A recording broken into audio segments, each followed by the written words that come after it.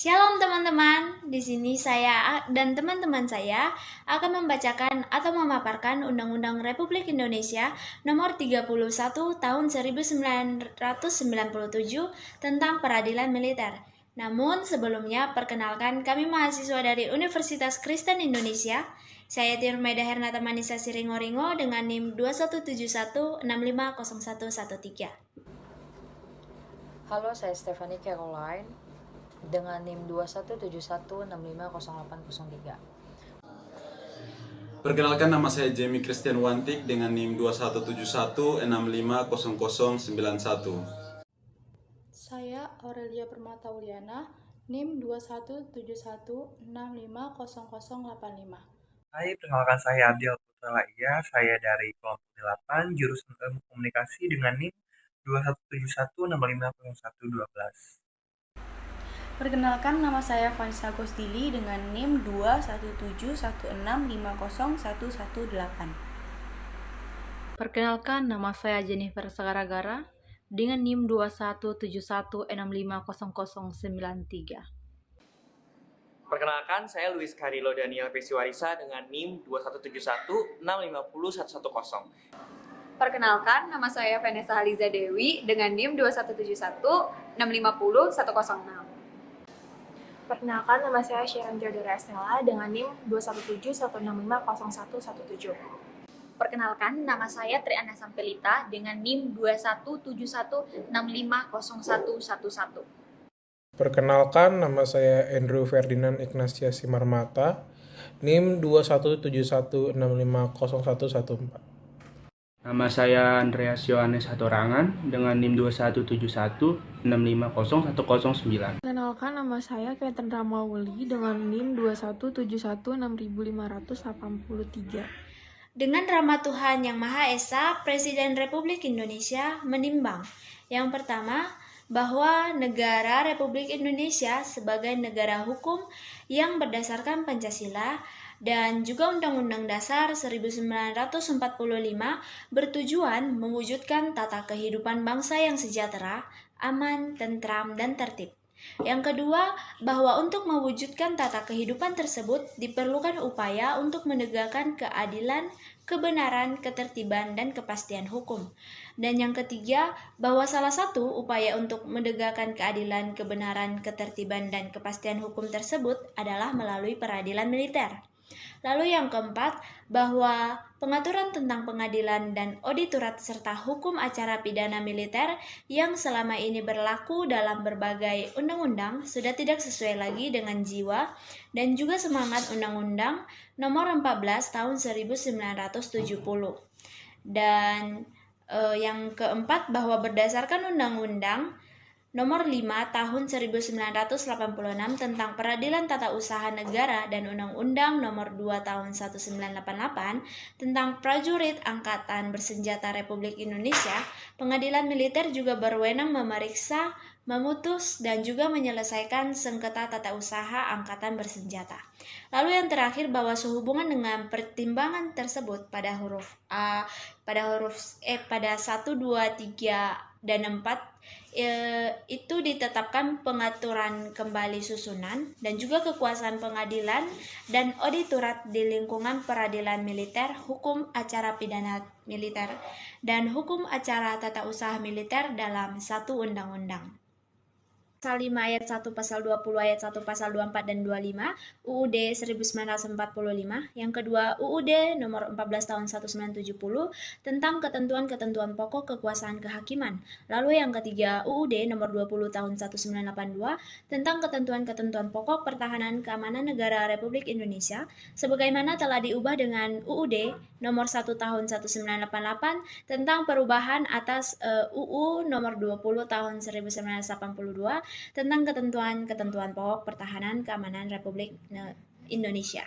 Lalu yang keempat ada UUD nomor 14 tahun 1985 tentang Mahkamah Agung. Lalu yang kelima UUD nomor 5 tahun 1984 tentang Peradilan Tata Usaha Negara. Lalu yang keenam ada UUD nomor 2 tahun 1988 tentang Prajurit Angkatan Bersenjata Republik Indonesia dengan persetujuan perwakilan rakyat Republik Indonesia memutuskan dan menetapkan undang-undang tentang peradilan militer tentang peradilan militer. Lalu ketentuan umumnya itu pada pasal pertama, dalam undang-undang ini yang dimaksud dengan yang pertama itu pengadilan adalah badan yang melaksanakan kekuasaan kehakiman di lingkungan peradilan militer yang meliputi pengadilan militer tinggi, pengadilan militer utama, dan pengadilan militer pertempuran.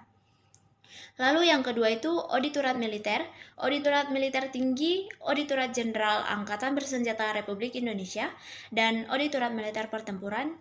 Dan yang selanjutnya itu disebut Auditorat ini adalah badan di lingkungan Angkatan Bersenjata Republik Indonesia yang melakukan kekuasaan pemerintahan negara di bidang penuntutan dan penyidikan berdasarkan perlimpahan dari Panglima Angkatan Bersenjata Republik Indonesia.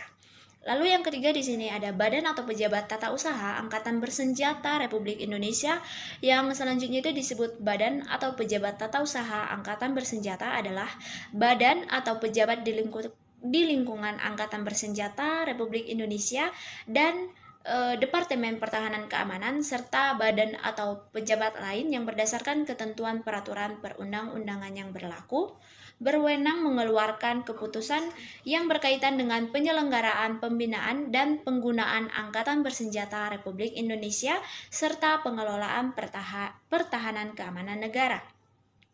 Lalu yang keempat di sini ada Hakim Militer Tinggi, Hakim Militer Utama. Yang selanjutnya itu disebut sebagai hakim adalah pejabat yang masing-masing melaksanakan kekuasaan kehakiman pada pengadilan.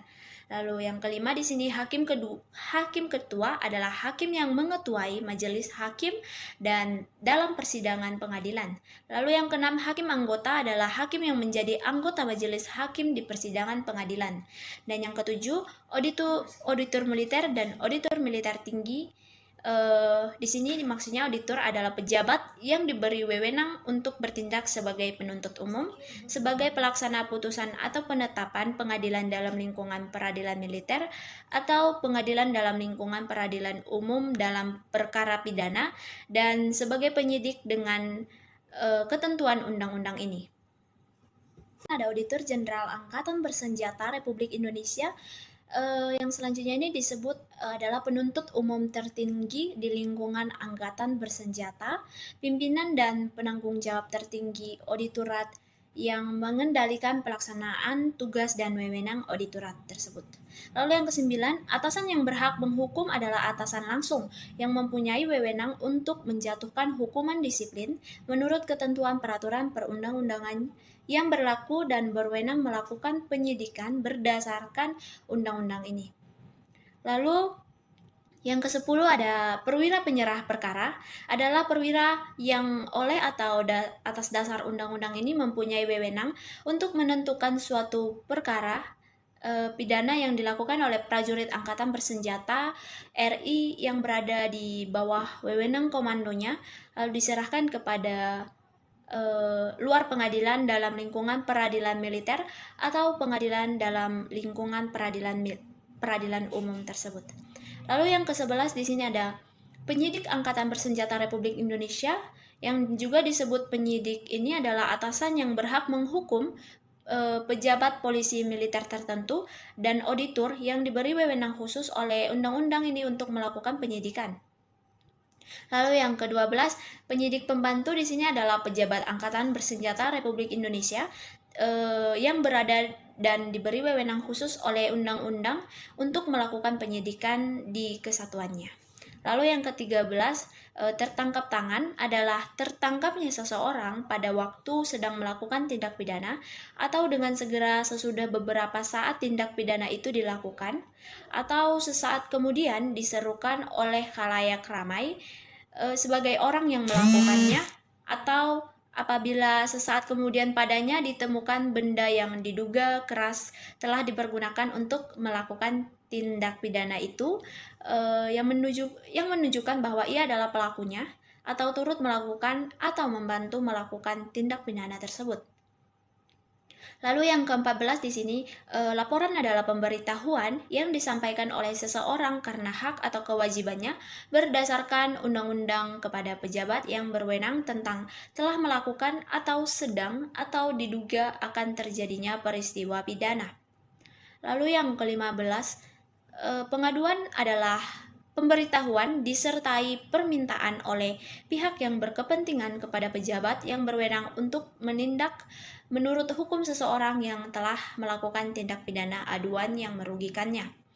Lalu yang ke-16, penyidik di sini adalah serangkaian tindakan penyidik Angkatan Bersenjata Republik Indonesia dalam hal dan menurut cara yang diatur dalam undang-undang untuk mencari serta mengumpulkan bukti-bukti yang dengan bukti itu membuat terang tentang tindak pidana yang terjadi dan guna menemukan tersangkanya. Lalu yang ke-17, penangkapan adalah suatu tindakan penyidik Angkatan Bersenjata Republik Indonesia berupa pengekangan sementara waktu kebebasan tersangka atau terdakwa apabila terdapat cukup bukti guna kepentingan penyidikan atau penuntutan dalam hal serta menurut cara yang diatur dalam undang-undang tersebut. Lalu yang ke-18, penggedelehan badan adalah tindakan penyidik Angkatan Bersenjata Republik Indonesia untuk mengadakan pemeriksaan badan atau pakaian tersangka untuk mencari benda yang diduga keras ada pada badannya atau di bawahnya serta untuk disita.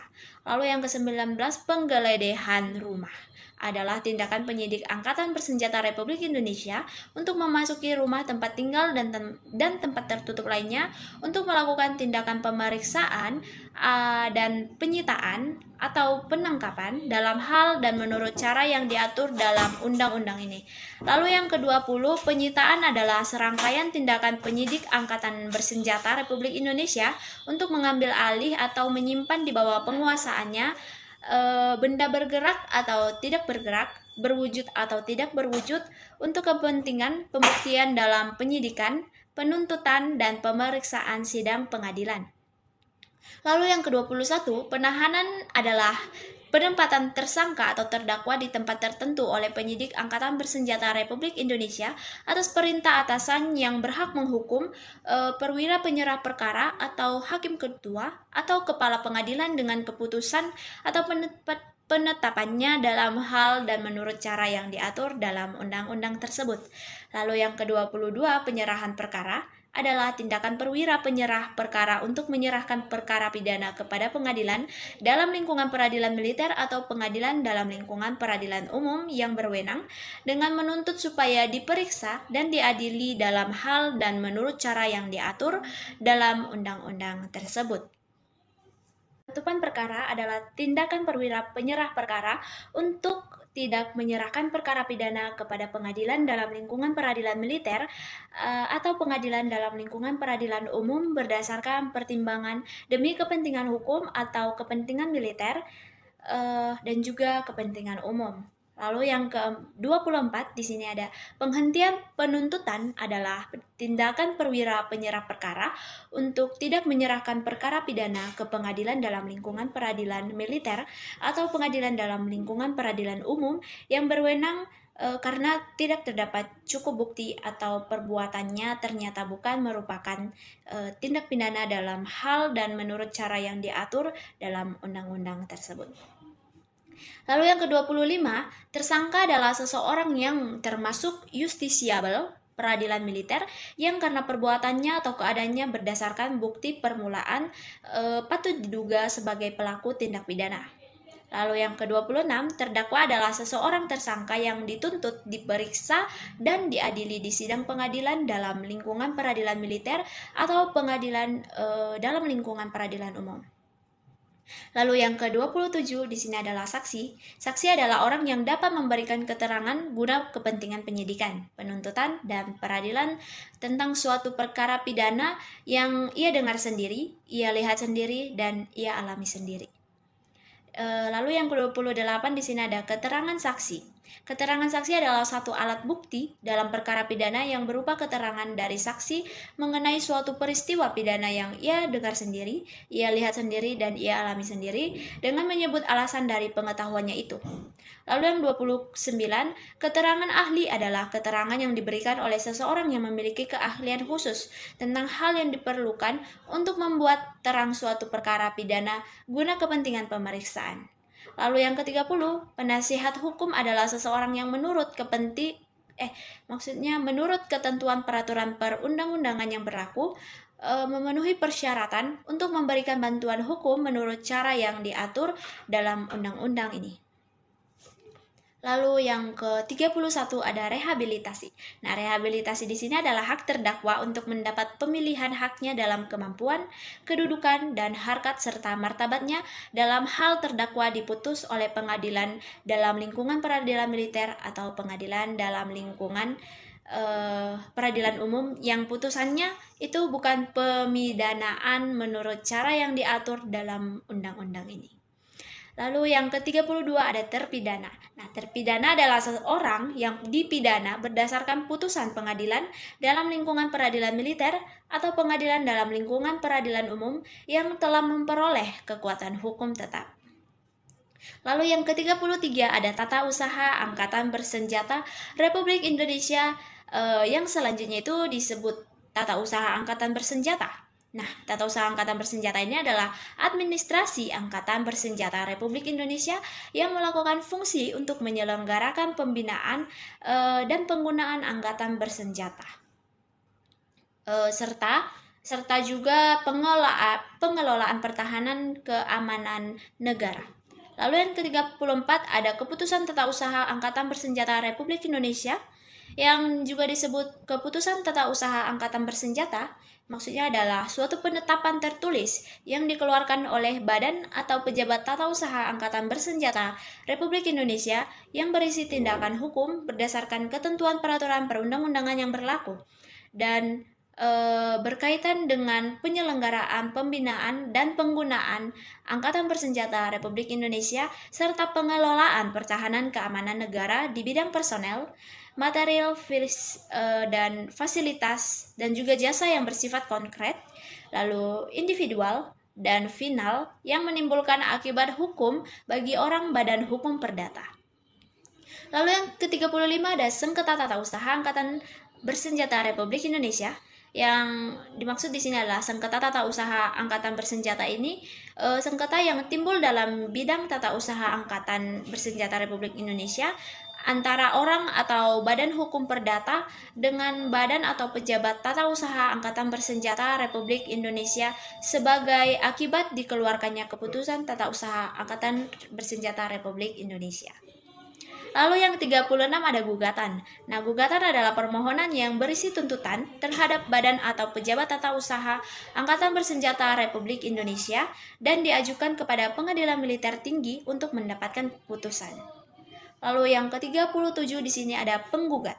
Nah, penggugat ini adalah orang atau badan hukum perdata yang menggugat yang tergugat. Lalu 38 tergugat adalah badan atau pejabat tata usaha Angkatan Bersenjata Republik Indonesia yang mengeluarkan keputusan berdasarkan wewenang yang ada padanya atau yang dilimpahkan kepadanya, yang digugat oleh orang atau badan hukum perdata. Lalu yang ke-39 ada penetapan. Penetapan adalah keputusan hakim ketua atau kepala pengadilan dalam lingkungan peradilan militer, baik di dalam maupun di luar sidang, mengenai perkara pidana atau perkara tata usaha Angkatan Bersenjata Republik Indonesia yang bukan merupakan putusan akhir. Lalu yang ke-40 di sini ada ganti rugi.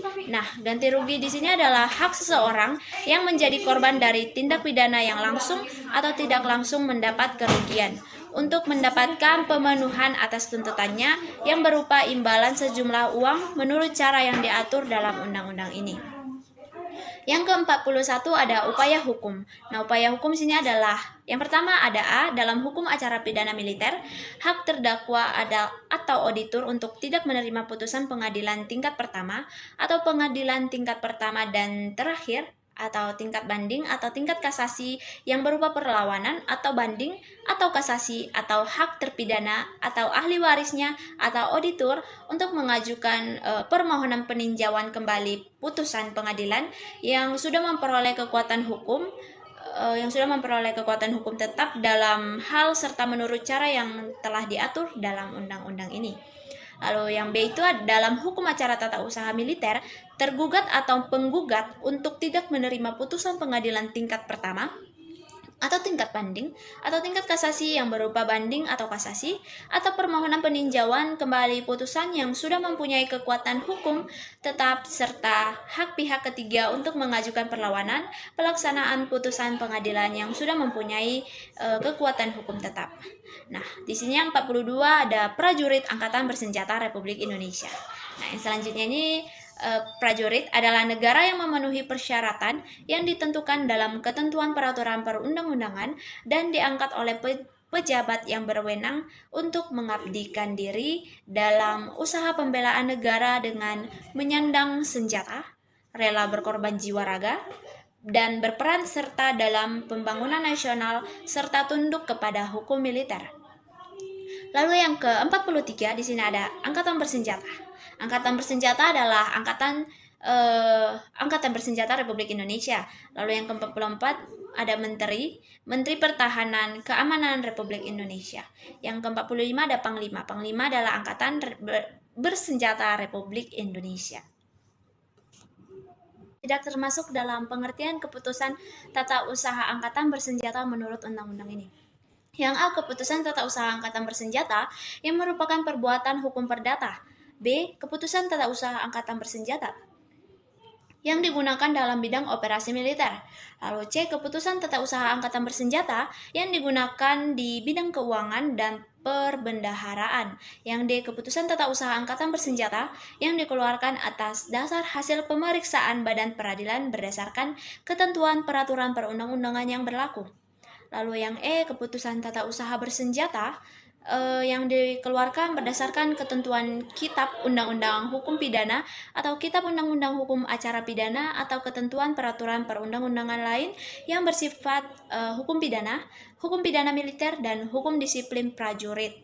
Lalu yang F di sini keputusan tata usaha angkatan bersenjata yang merupakan pengaturan yang bersifat umum. Lalu yang G keputusan tata usaha angkatan bersenjata yang masih memerlukan persetujuan. Lalu di sini ada pasal 3. Nah, di pasal 3 itu yang pertama, apabila badan atau pejabat tata usaha angkatan bersenjata tidak mengeluarkan keputusan, sedangkan hal itu menjadi kewajibannya.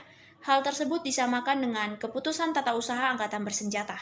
Nah, yang kedua sini, apabila suatu atau pejabat tata usaha angkatan bersenjata tidak mengeluarkan keputusan yang dimohon, sedangkan tenggang waktu sebagaimana ditentukan dalam ketentuan peraturan perundang-undangan dimaksud adalah lewat badan atau pejabat tata usaha angkatan bersenjata tersebut dianggap sudah menolak mengeluarkan keputusan yang dimaksud. Lalu yang pasal 3 di sini dalam hal ketentuan peraturan perundang-undangan yang bersangkutan tidak menentukan tenggang waktu sebagaimana yang dimaksud pada ayat 2. Lalu sesudah lewat tenggang waktu pada ayat 4, bulan sejak diterimanya permohonan, badan atau pejabat tata usaha angkatan bersenjata yang bersangkutan dianggap sudah mengeluarkan keputusan penolakan.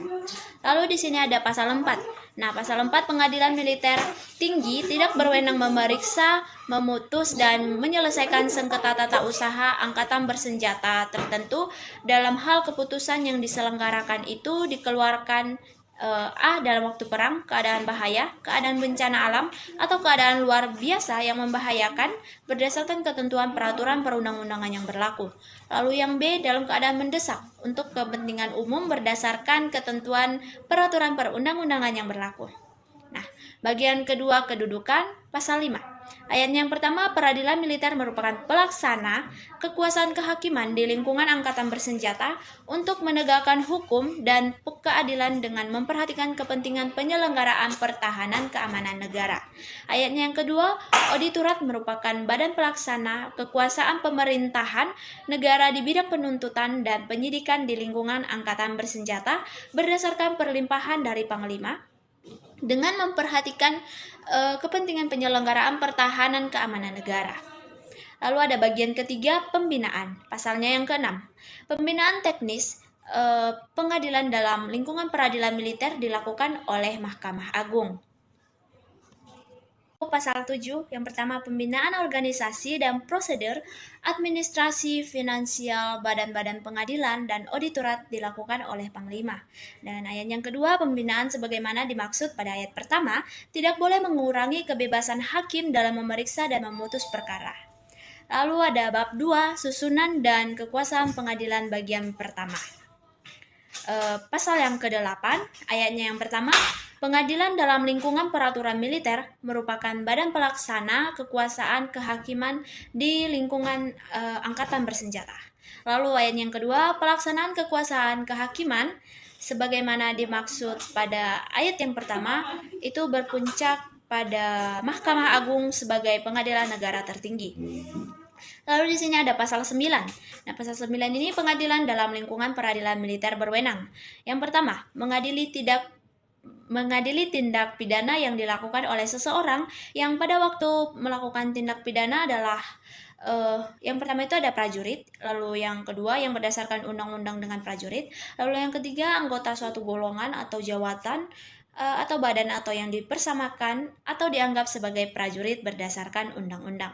Lalu yang keempat, seseorang yang tidak memasuk golongan pada huruf maksudnya yang pertama, yang kedua, dan ketiga itu, tetapi atas keputusan Panglima dengan persetujuan Menteri Kehakiman harus diadili oleh suatu pengadilan dalam lingkungan peradilan militer. Nah, ayat yang kedua memeriksa, memutus, dan menyelesaikan sengketa tata usaha angkatan bersenjata. Yang ketiga menggabungkan perkara gugatan ganti rugi dalam perkara pidana yang bersangkutan atas permintaan dari pihak yang dirugikan sebagai akibat yang ditimbulkan oleh tindak pidana yang menjadi dasar dakwaan dan sekaligus memutus kedua perkara tersebut dalam satu putusan. Nah, di sini selanjutnya ada pasalnya yang ke-10. Pasal 10, pengadilan dalam lingkungan peradilan militer mengadili tindak pidana yang dilakukan oleh mereka sebagaimana dimaksud dalam pasal 9 angkanya yang ke-1. Yang pertama ada tempat kejadian berada di daerah hukumnya, atau yang kedua terdakwanya termasuk suatu kesatuan yang berada di daerah hukumnya. Selanjutnya di sini ada pasalnya yang ke-11. Apabila lebih dari satu pengadilan berkuasa mengadili suatu perkara dengan syarat-syarat yang sama kuatnya, nah pengadilan yang menerima perkara itu lebih dahulu harus mengadili perkara tersebut. Lalu bagian kedua, susunan pengadilan. Pasalnya yang ke-12. Pasal yang ke-12 ini, pengadilan dalam lingkungan peradilan militer terdiri dari A. Pengadilan militer, yang B. Pengadilan militer tinggi, yang C. Pengadilan militer utama, dan yang D. Pengadilan militer pertempuran. Lalu ada pasal 13. Pasal 13 susunan organisasi dan prosedur pengadilan sebagaimana dimaksud dalam pasalnya yang ke-12 ditetapkan dengan peraturan pemerintah. Nah, yang ketiga di sini ada bagian ketiga di sini ada nama, tempat kedudukan, dan daerah hukum. Lalu pasal yang ke-14, ayatnya yang pertama di sini tempat kedudukan pengadilan militer utama berada di ibu kota negara Republik Indonesia yang daerah hukumnya itu meliputi seluruh wilayah negara Republik Indonesia.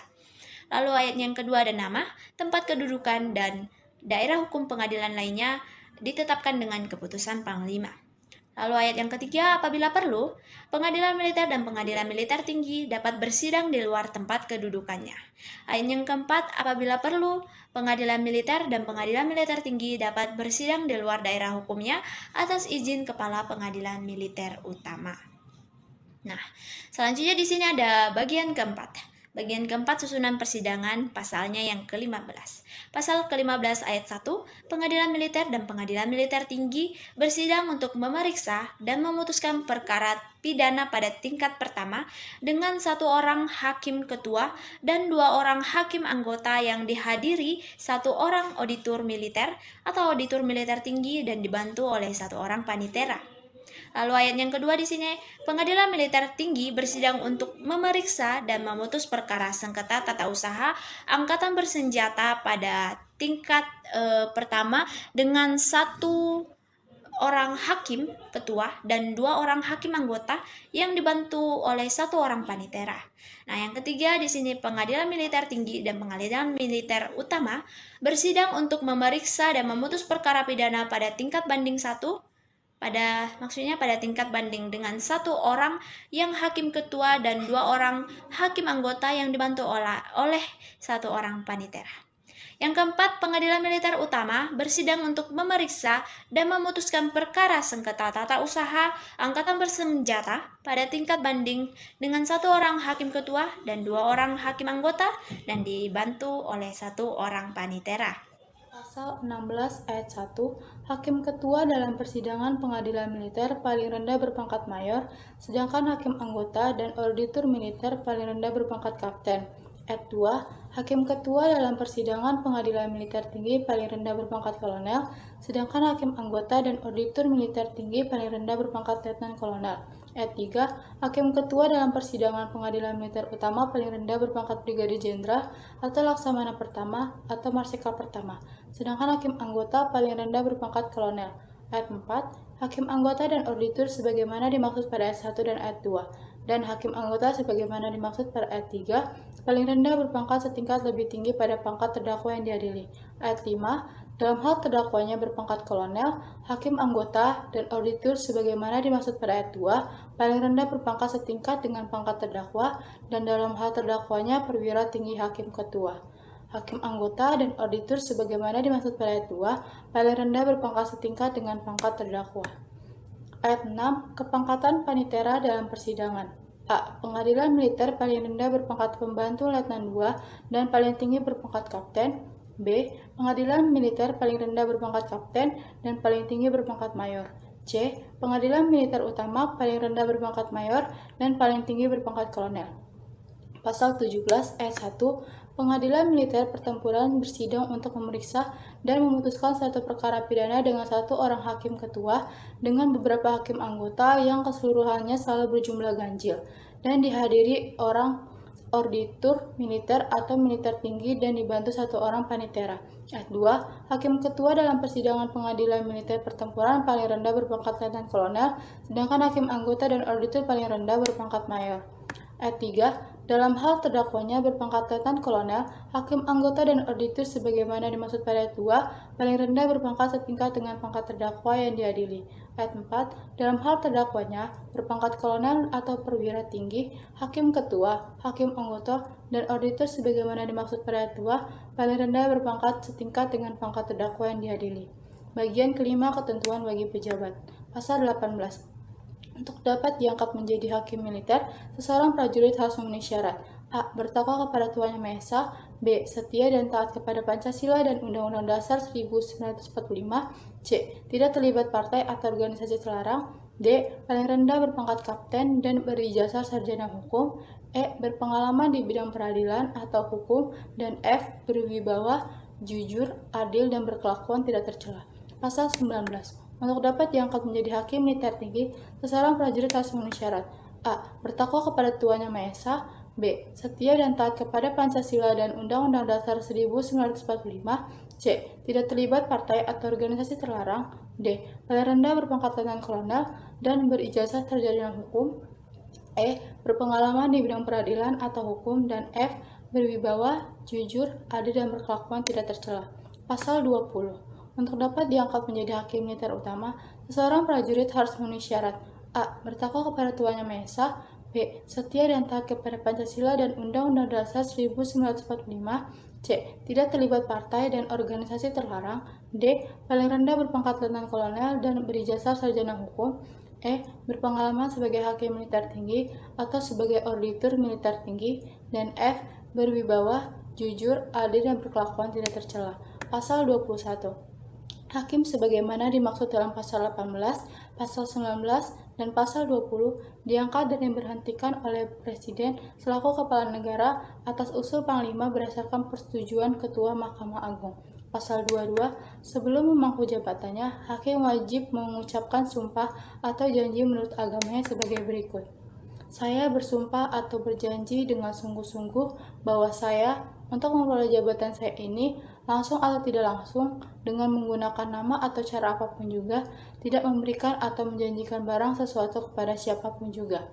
Saya bersumpah atau berjanji bahwa saya, untuk melakukan atau tidak melakukan sesuatu dalam jabatan ini, tidak sekali-sekali akan menerima langsung atau tidak langsung dari siapapun juga sesuatu janji atau pemberian.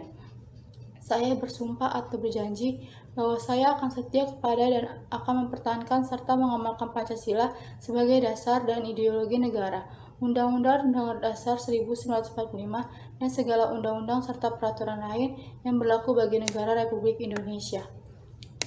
Saya bersumpah atau berjanji bahwa saya senantiasa akan menjalankan jabatan saya ini dengan jujur, saksama, dan dengan tidak membeda-bedakan orang, dan akan berlaku dalam melaksanakan kewajiban saya sebaik-baiknya dan seadil-adilnya seperti selayaknya bagi seorang hakim militer atau hakim militer tinggi atau hakim militer utama yang berbudi baik dan jujur dalam menegakkan kaum dan keadilan. Pasal 23. Hakim dilarang merangkap pekerjaan sebagai A. Pelaksanaan putusan pengadilan, B. Penasihat hukum, C. Pengusaha, atau D. Pekerjaan lain selain tersebut pada huruf A, huruf B, dan huruf C yang diatur lebih lanjut dengan keputusan Panglima. Pasal 24. Ayat 1. Hakim diberhentikan dengan hormat dari jabatannya karena A. Alih jabatan, B. Permintaan sendiri, C. Sakit jasmani atau rohani terus-menerus, D. Menjalani masa pensiun, atau E. Ternyata tidak cakap dalam menjalankan tugasnya. Ayat 2. Hakim yang meninggal dunia dengan sendirinya diberhentikan dengan hormat dari jabatannya. Pasal 25. Ayat 1. Hakim diberhentikan tidak dengan hormat dari jabatannya karena A. Dipidana karena bersalah melakukan tindak pidana kejahatan, B. Melakukan perbuatan tercela, C. Terus-menerus melalaikan kewajiban dalam menjalankan tugas jabatannya, D. Melanggar sumpah atau janji jabatannya, atau E. Melanggar larangan sebagaimana dimaksud dalam pasal 23. Ayat 2. Pengusulan pemberhentian tidak dengan hormat dengan alasan sebagaimana dimaksud pada ayat 1, huruf B, huruf C, huruf D, dan huruf E. Dilakukan sesudah yang bersangkutan diberi kesempatan secukupnya untuk membela diri di hadapan Majelis Kehormatan Hakim.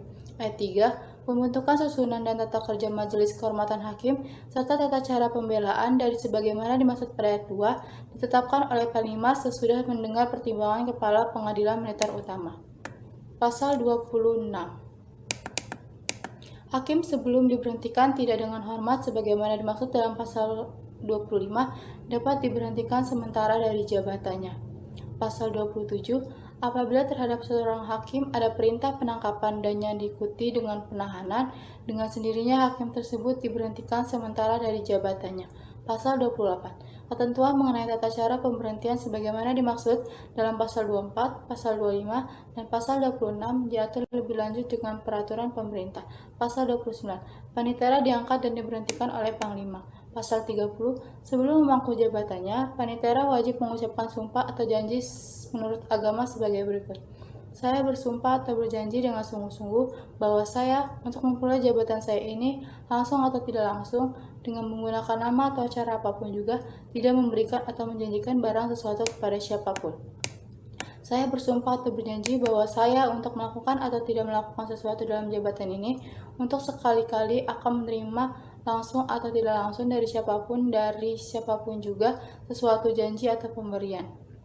Saya bersumpah atau berjanji bahwa saya akan setia kepada dan akan mempertahankan serta mengamalkan Pancasila sebagai dasar dan ideologi negara, Undang-Undang Dasar 1945, dan segala undang-undang serta peraturan lain yang berlaku bagi negara Republik Indonesia.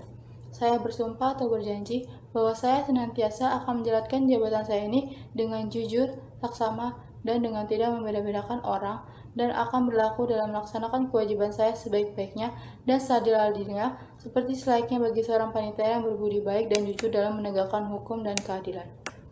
Pasal 31. Untuk dapat diangkat menjadi panitera pada pengadilan militer, seorang prajurit harus memenuhi syarat A. Sesuai dengan ketentuan sebagaimana dimaksud dalam pasal 16 ayat 6 huruf A dan pasal 18 huruf A, huruf B, huruf C, dan huruf F. B. Berijazah paling rendah sekolah lanjutan tingkat atas, dan C. Berpengalaman sekurang-kurangnya 2 tahun di bidang administrasi peradilan. Pasal 32. Untuk dapat diangkat menjadi panitera pada pengadilan militer tinggi, seorang prajurit harus memenuhi syarat A. Sesuai dengan ketentuan sebagaimana dimaksud dalam pasal 16 ayat 6 huruf B dan pasal 19 huruf A, huruf B, huruf C, dan huruf F. B. Berijazah paling rendah sarjana hukum, dan C. Berpengalaman sekurang-kurangnya 2 tahun sebagai panitera pada peradilan militer. Pasal 33. Untuk dapat diangkat menjadi panitera pada pengadilan militer utama, seorang prajurit harus memenuhi syarat A. Sesuai dengan ketentuan sebagaimana dimaksud dalam pasal 16 ayat 6 huruf C dan pasal 20 huruf A, huruf B, huruf C, dan huruf F. B. Berijazah sarjana hukum, dan C. Berpengalaman sekurang-kurangnya 2 tahun sebagai panitera pada peradilan militer tinggi. Pasal 34. Panitera dilarang merangkap pekerjaan sebagai A. Pelaksanaan putusan pengadilan, B. Penasihat hukum, C. Pengusaha, atau D. Pekerjaan lain selain tersebut pada huruf A, huruf B, dan huruf C yang diatur lebih lanjut dengan keputusan Panglima. Pasal 35. Panitera diberhentikan dengan hormat dari jabatannya karena A. Alih jabatan, B. Permintaan sendiri, C. Sakit jasmani atau rohani terus-menerus, D. Menjalankan masa pensiun, atau E. Ternyata tidak cakap dalam menjalankan tugas. Panitera yang meninggal dunia dengan sendirinya diberhentikan dengan hormat dari jabatannya. Pasal 36. Panitera diberhentikan tidak dengan hormat dari jabatannya karena A. Dipidana karena bersalah melakukan tindak pidana kejahatan, B. Melakukan perbuatan tercela, C. Terus-menerus melalaikan kewajiban dalam menjalankan tugas jabatannya, D. Melanggar sumpah atau janji jabatannya, atau E. Melanggar larangan sebagaimana dimaksud dalam pasal 34. Pasal 37. Ketentuan mengenai tata cara pemberhentian sebagaimana dimaksud dalam pasal 35 dan pasal 36 diatur lebih lanjut dengan keputusan Panglima. Pasal 38. Ayat 1. Panitera bertugas menyelenggarakan administrasi perkara dan membantu hakim dengan mengikuti serta mencatat jalannya sidang. Ayat 2. Panitera wajib membuat daftar semua perkara yang diterima di kepaniteraan. Ayat 3. Panitera bertanggung jawab atas pengurusan berkas perkara, putusan, dokumen, akte, buku daftar, surat-surat berharga, dan surat-surat lainnya, biaya perkara, uang titipan pihak ketiga, serta barang bukti yang semuanya disimpan di kepaniteraan. Pasal 39. Semua daftar, catatan, risalah, berita acara, serta berkas perkara tidak boleh dibawa keluar kerja kepaniteraan, kecuali atas izin kepala pengadilan berdasarkan ketentuan-ketentuan perundang-undangan yang berlaku. Bagian ke-6 Kekuasaan Pengadilan. Paragraf 1. Kekuasaan Pengadilan Militer. Pasal 40. Pengadilan militer memeriksa dan memutuskan pada tingkat pertama perkara pidana yang terdakwanya adalah A. Prajurit yang berpangkat kapten ke bawah, B. Mereka sebagaimana dimaksud dalam pasal 9 angka 1 huruf B dan huruf C yang terdakwanya termasuk tingkat kepangkatan kapten ke bawah, dan C. Mereka yang berdasarkan pada pasal 9 angka 1 huruf D harus diadili oleh pengadilan militer. Paragraf 2. Kekuasaan Pengadilan Militer Tinggi. Pasal 41 ayat 1. Pengadilan militer tinggi pada tingkat pertama. A. Memeriksa dan memutuskan perkara pidana yang terdakwanya adalah 1. Prajurit atau salah satu prajuritnya berpangkat mayor ke atas. 2. Mereka sebagaimana dimaksud dalam pasal 9 angka 1 huruf B dan huruf C yang terdakwanya atau salah satu terdakwanya termasuk tingkat kepangkatan mayor ke atas. Dan 3. Mereka yang berdasarkan pasal 9 angka 1 huruf D harus diadili oleh pengadilan militer tinggi. B. Memeriksa, memutus, dan menyelesaikan sengketa tata usaha angkatan bersenjata. Ayat 2. Pengadilan militer tinggi memeriksa dan memutus pada tingkat banding perkara pidana yang telah diputus oleh pengadilan militer dalam daerah hukumannya yang dimintakan banding. Ayat 3. Pengadilan militer tinggi memutus pada tingkat pertama dan terakhir sengketa kewenangan mengadili antara pengadilan militer dalam daerah hukumnya. Paragraf 3. Kekuasaan Pengadilan Militer Utama. Pasal 42. Pengadilan militer utama memeriksa dan memutus pada tingkat banding perkara pidana dan sengketa tata usaha angkatan bersenjata yang telah diputus pada tingkat pertama oleh pengadilan militer tinggi yang dimintakan banding. Pasal 43 ayat 1. Pengadilan militer utama memutuskan pada tingkat pertama dan terakhir semua sengketa tentang wewenang mengadili. A. Antar pengadilan militer yang berkedudukan di daerah hukum pengadilan militer tinggi yang berlainan. B. Antar pengadilan militer tinggi, dan C. Antara pengadilan militer tinggi dan pengadilan militer. Ayat 2. Sengketa sebagaimana dimaksud pada ayat 1 terjadi A. Apabila dua tahan pengadilan atau lebih menyatakan dirinya berwenang mengadili atas perkara yang sama. B. Apabila dua tahun pengadilan atau lebih menyatakan dirinya tidak berwenang mengadili perkara yang sama. Ayat 3. Pengadilan militer utama memutus perbedaan pendapat antara perwira penyerah perkara dan auditor tentang diajukan atau tidaknya suatu perkara kepada pengadilan dalam lingkungan peradilan militer atau pengadilan dalam lingkungan peradilan umum. Pasal 44 ayat 1. Pengadilan militer utama melakukan pengawasan terhadap A. Penyelenggaraan peradilan di semua lingkungan pengadilan militer, pengadilan militer tinggi, dan pengadilan militer pertempuran di daerah hukumnya masing-masing. B. Tingkah laku dan perbuatan pada hakim dalam menjalankan tugasnya. Ayat 2. Pengadilan Militer Utama berwenang untuk meminta keterangan tentang hal yang bersangkutan dengan teknis peradilan dari Pengadilan Militer, Pengadilan Militer Tinggi, dan Pengadilan Militer Pertempuran. Ayat 3. Pengadilan Militer Utama memberi petunjuk, teguran, atau peringatan yang dipandang perlu kepada Pengadilan Militer, Pengadilan Militer Tinggi, dan Pengadilan Militer Pertempuran. Ayat 4. Pengawasan dan kewenangan sebagaimana dimaksud pada ayat 1, ayat 2, dan ayat 3 mengurangi kebebasan hakim dalam memeriksa dan memutuskan perkara. Ayat 5. Pengadilan Militer Utama meneruskan perkara yang dimohonkan kasasi, peninjauan kembali, dan gerasi Mahkamah Agung. Paragraf 4. Kekuasaan Pengadilan Militer Pertempuran. Pasal 45. Pengadilan Militer Pertempuran memeriksa dan memutuskan pada tingkat pertama dan terakhir perkara pidana yang dilakukan oleh mereka sebagaimana dimaksud dalam pasal 9 angka 1 di daerah pertempuran. Pasal 46. Pengadilan Militer Pertempuran bersifat mobile, mengikuti gerakan pasukan dan berkedudukan serta berdaerah hukum di daerah pertempuran. Bab 3. Susunan dan kekuasaan auditorat.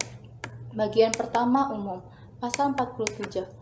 Ayat 1. Auditor melaksanakan kekuasaan pemerintah negara di bidang penuntutan dan penyidikan di lingkungan angkatan bersenjata sebagaimana diatur dalam undang-undang ini. Ayat 2. Auditor adalah salah satu dan tidak terpisah-pisahkan dalam melakukan penuntutan.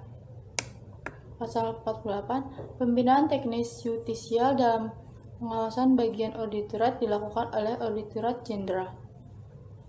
Bagian kedua susunan auditorat. Pasal 49. Ayat 1. Auditorat terdiri dari A. Auditorat Militer, B. Auditorat Militer Tinggi, C. Auditorat Jenderal, dan D. Auditorat Militer Pertempuran. Ayat 2. Dalam daerah hukum auditorat militer dapat dibentuk unit pelaksanaan teknisi auditorat militer sesuai dengan kebutuhan. Pasal 50. Susunan organisasi dan prosedur auditorat sebagaimana dimaksud dalam pasal 49 ditetapkan dengan keputusan Panglima. Bagian ketiga, nama, tempat, kedudukan, dan daerah hukum. Pasal 51. Ayat 1. Tempat kedudukan Auditorat Jenderal berada di Ibu Kota Negara Republik Indonesia dan daerah hukumnya meliputi seluruh wilayah negara Republik Indonesia. Ayat 2. Nama, tempat kedudukan, dan daerah hukum Auditorat Militer dan Auditorat Militer Tinggi ditetapkan dengan keputusan Panglima. Ayat 3. Auditorat Militer Pertempuran bersifat mobile, mengikuti gerakan pasukan, dan berkedudukan serta berdaerah hukum di daerah pertempuran. Bagian keempat, ketentuan bagi pejabat. Pasal 52. Untuk dapat diangkat menjadi auditor militer, seorang prajurit harus memenuhi syarat. A. Bertakwa kepada Tuhan Yang Maha Esa. B. Setia dan taat kepada Pancasila dan Undang-Undang Dasar 1945. C. Tidak terlibat partai atau organisasi terlarang. D. Paling rendah berpangkat kapten dan berijazah sarjana hukum. E. Berpengalaman di bidang peradilan atau hukum. Dan E. Berwibawa, jujur, adil, dan berkelakuan tidak tercela. Pasal 53. Untuk dapat diangkat menjadi auditor militer tinggi, seseorang prajurit harus memenuhi syarat. A. Bertakwa kepada Tuhan Yang Maha Esa. B. Setia dan taat kepada Pancasila dan Undang-Undang Dasar 1945. C. Tidak terlibat partai atau organisasi terlarang. D. Paling rendah berpangkat letnan kolonel dan berijazah sarjana hukum. E. Berpengalaman di bidang peradilan atau hukum. Dan F. Berwibawa, jujur, adil, dan berkelakuan tidak tercela. Pasal 54. Untuk dapat diangkat menjadi auditor jenderal, seorang prajurit harus memenuhi syarat. A. Bertakwa kepada Tuhan Yang Maha Esa. B. Setia dan taat kepada Pancasila dan Undang-Undang Dasar 1945. C. Tidak terlibat partai atau organisasi terlarang. D. Paling rendah berpangkat kapten dan berijazah sarjana hukum. E. Berpengalaman di bidang peradilan atau hukum. Dan F. Berwibawa, jujur, adil, dan berkelakuan tidak tercela. Pasal 55. Auditor dan auditor jenderal diangkat dan diberhentikan oleh Panglima. Pasal 56. Sebelum memangku jabatannya, auditor dan auditor jenderal wajib mengucapkan sumpah atau janji menurut agamanya sebagai berikut. Saya bersumpah atau berjanji dengan sungguh-sungguh bahwa saya untuk memperoleh jabatan saya ini, langsung atau tidak langsung, dengan menggunakan nama atau cara apapun juga, tidak memberikan atau menjanjikan barang sesuatu kepada siapapun juga. Saya bersumpah atau berjanji bahwa saya untuk melakukan atau tidak melakukan sesuatu dalam jabatan ini tidak sekali-kali akan menerima langsung atau tidak langsung dari siapapun juga sesuatu janji atau pemberian. Saya bersumpah atau berjanji bahwa saya akan setia kepada dan akan mempertahankan serta mengamalkan Pancasila sebagai dasar negara, ideologi, dan Undang-Undang Dasar 1945 dan segala undang-undang serta peraturan lain yang berlaku bagi negara Republik Indonesia. Saya bersumpah atau berjanji bahwa saya senantiasa akan menjalankan jabatan saya ini dengan jujur, saksama, dan dengan tidak membeda-bedakan orang dan akan berlaku dalam melaksanakan kewajiban sebaik-baiknya dan seadil-adilnya seperti selayaknya bagi seorang auditor militer atau auditor militer tinggi atau auditor jenderal Angkatan Bersenjata Republik Indonesia yang berbudi baik dan berjujur dalam menegakkan hukum dan keadilan. Pasal 57 Ayat 1. Auditor dan auditor jenderal adalah pejabat fungsional yang di dalam melakukan penuntutan bertindak untuk dan atas nama masyarakat, pemerintah, dan negara, serta bertanggung jawab menurut saluran hierarki.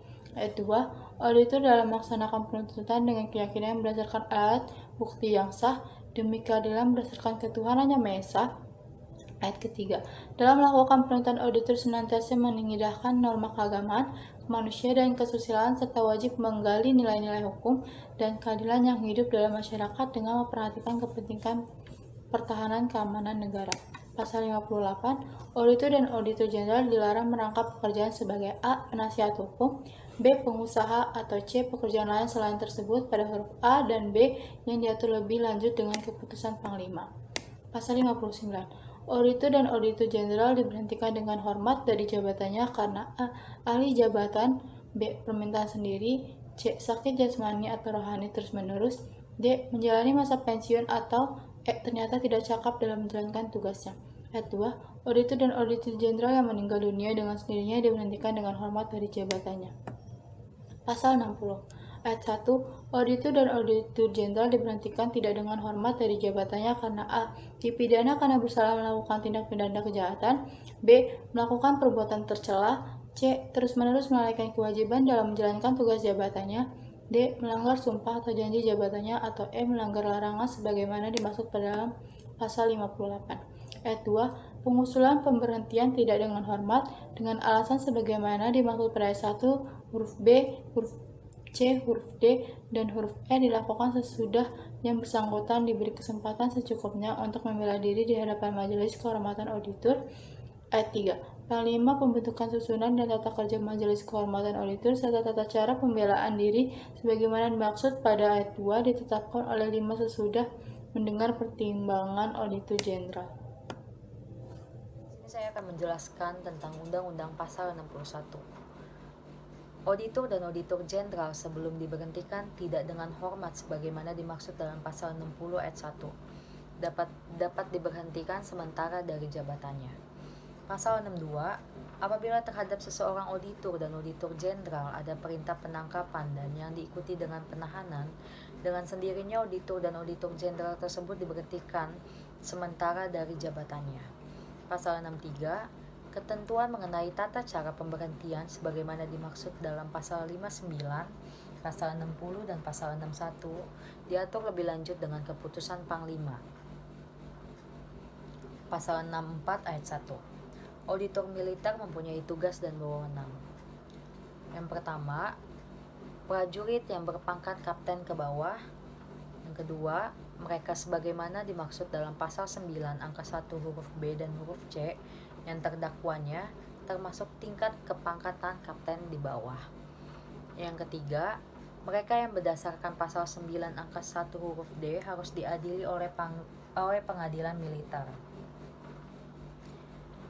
Pasal 64 ayat 1 bagian B melaksanakan penetapan hakim dan keputusan pengadilan dalam lingkungan peradilan militer dan pengadilan dalam lingkungan peradilan umum. Yang ke-C melakukan pemeriksaan tambahan. Dan di sini ada pasal 65 ayat 1, Auditorat Militer Tinggi mempunyai tugas dan wewenang. Yang pertama, melakukan penutupan dan perkara pidana yang terdakwa adalah poin pertama, prajurit atau salah satu prajurit yang berpangkat mayor ke atas. Yang kedua, mereka sebagaimana dimaksud dalam pasal 9 angka 1 huruf B dan huruf C yang terdakwanya atau salah satu terdakwanya termasuk tingkat kepangkatan mayor atas. Dan yang ketiga, mereka yang berdasarkan pasal 9 angka 1 huruf D harus diadili oleh Pengadilan Militer Tinggi. Pasal 65 ayat 1 bagian B, melaksanakan penetapan hakim atau putusan pengadilan dalam lingkungan peradilan militer atau pengadilan dalam lingkungan peradilan umum. Pasal 65 ayat 1 bagian C, melakukan pemeriksaan tambahan. Sini ada pasal 65 bagian 2. Selain mempunyai tugas dan wewenang sebagaimana dimaksud pada ayat 1, Auditorat Militer Tinggi dapat melakukan penyidikan. Di sini ada pasal 66, Auditorat Jenderal mempunyai tugas dan wewenang. Yang A, membina, mengendalikan, dan mengawasi pelaksanaan tugas dan wewenang auditorat. Yang B, menyelenggarakan pengkajian masalah kejahatan guna kepentingan penegakan serta kebijakan. Yang C, dalam rangka penyelesaian dan pelaksanaan penuntutan perkara tindak pidana, tentu yang acaranya diatur secara khusus, mengadakan koordinasi dengan Kejaksaan Agung, Polisi Militer, dan badan penegak hukum lainnya. Di sini ada pasal 67. Auditor Jenderal mempunyai tugas dan wewenang. Yang A, selaku pimpinan dan penanggung jawab tinggi auditorat, mengendalikan pelaksanaan tugas dalam bidang penuntutan di lingkungan angkatan bersenjata.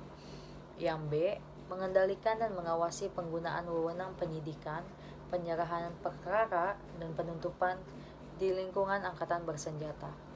Yang C, menyampaikan pertimbangan kepada Presiden mengenai permohonan gerasi dalam hal pidana mati, permohonan atau rencana pembersihan, amnesti, abolisi, dan rehabilitasi.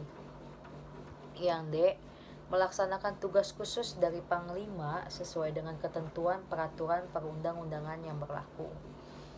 Di sini ada pasal 68 ayat 1. Auditorat Militer Pertempuran mempunyai tugas dan wewenang. Yang A, melakukan penuntutan dalam perkara pidana yang dilakukan oleh mereka sebagaimana dimaksud dalam pasal 9 angka 1. Yang B, melaksanakan penetapan hakim dan keputusan pengadilan militer pertempuran. Pasal 64 ayat 2, selain mempunyai tugas dan wewenang sebagaimana dimaksud pada ayat 1, Auditorat Militer Pertempuran dapat melakukan penyidikan sejak awal tanpa perintah Auditor Jenderal dalam hal ada perintah langsung dari Panglima dan Komandan Komando Operasi Pertempuran. Pasal 9 ayat 1, penyidik adalah yang A, atasan yang berhak menghukum, yang B, polisi militer, dan yang C, auditor. Pasal 69 ayat 2, penyidik pembantu adalah yang A, Provos Tentara Nasional Indonesia Angkatan Darat, yang B, Provos Tentara Nasional Indonesia Angkatan Laut, yang C, Provos Tentara Nasional Indonesia Angkatan Udara, dan yang D, Provos Kepolisian Negara Republik Indonesia. Lanjut, pasal 70, persyaratan, pengangkatan, dan pemberhentian penyidik dan penyidik pembantu sebagaimana dimaksud dalam pasal 69 ayat 1 huruf B dan ayat 2 diatur lebih lanjut dengan keputusan Panglima.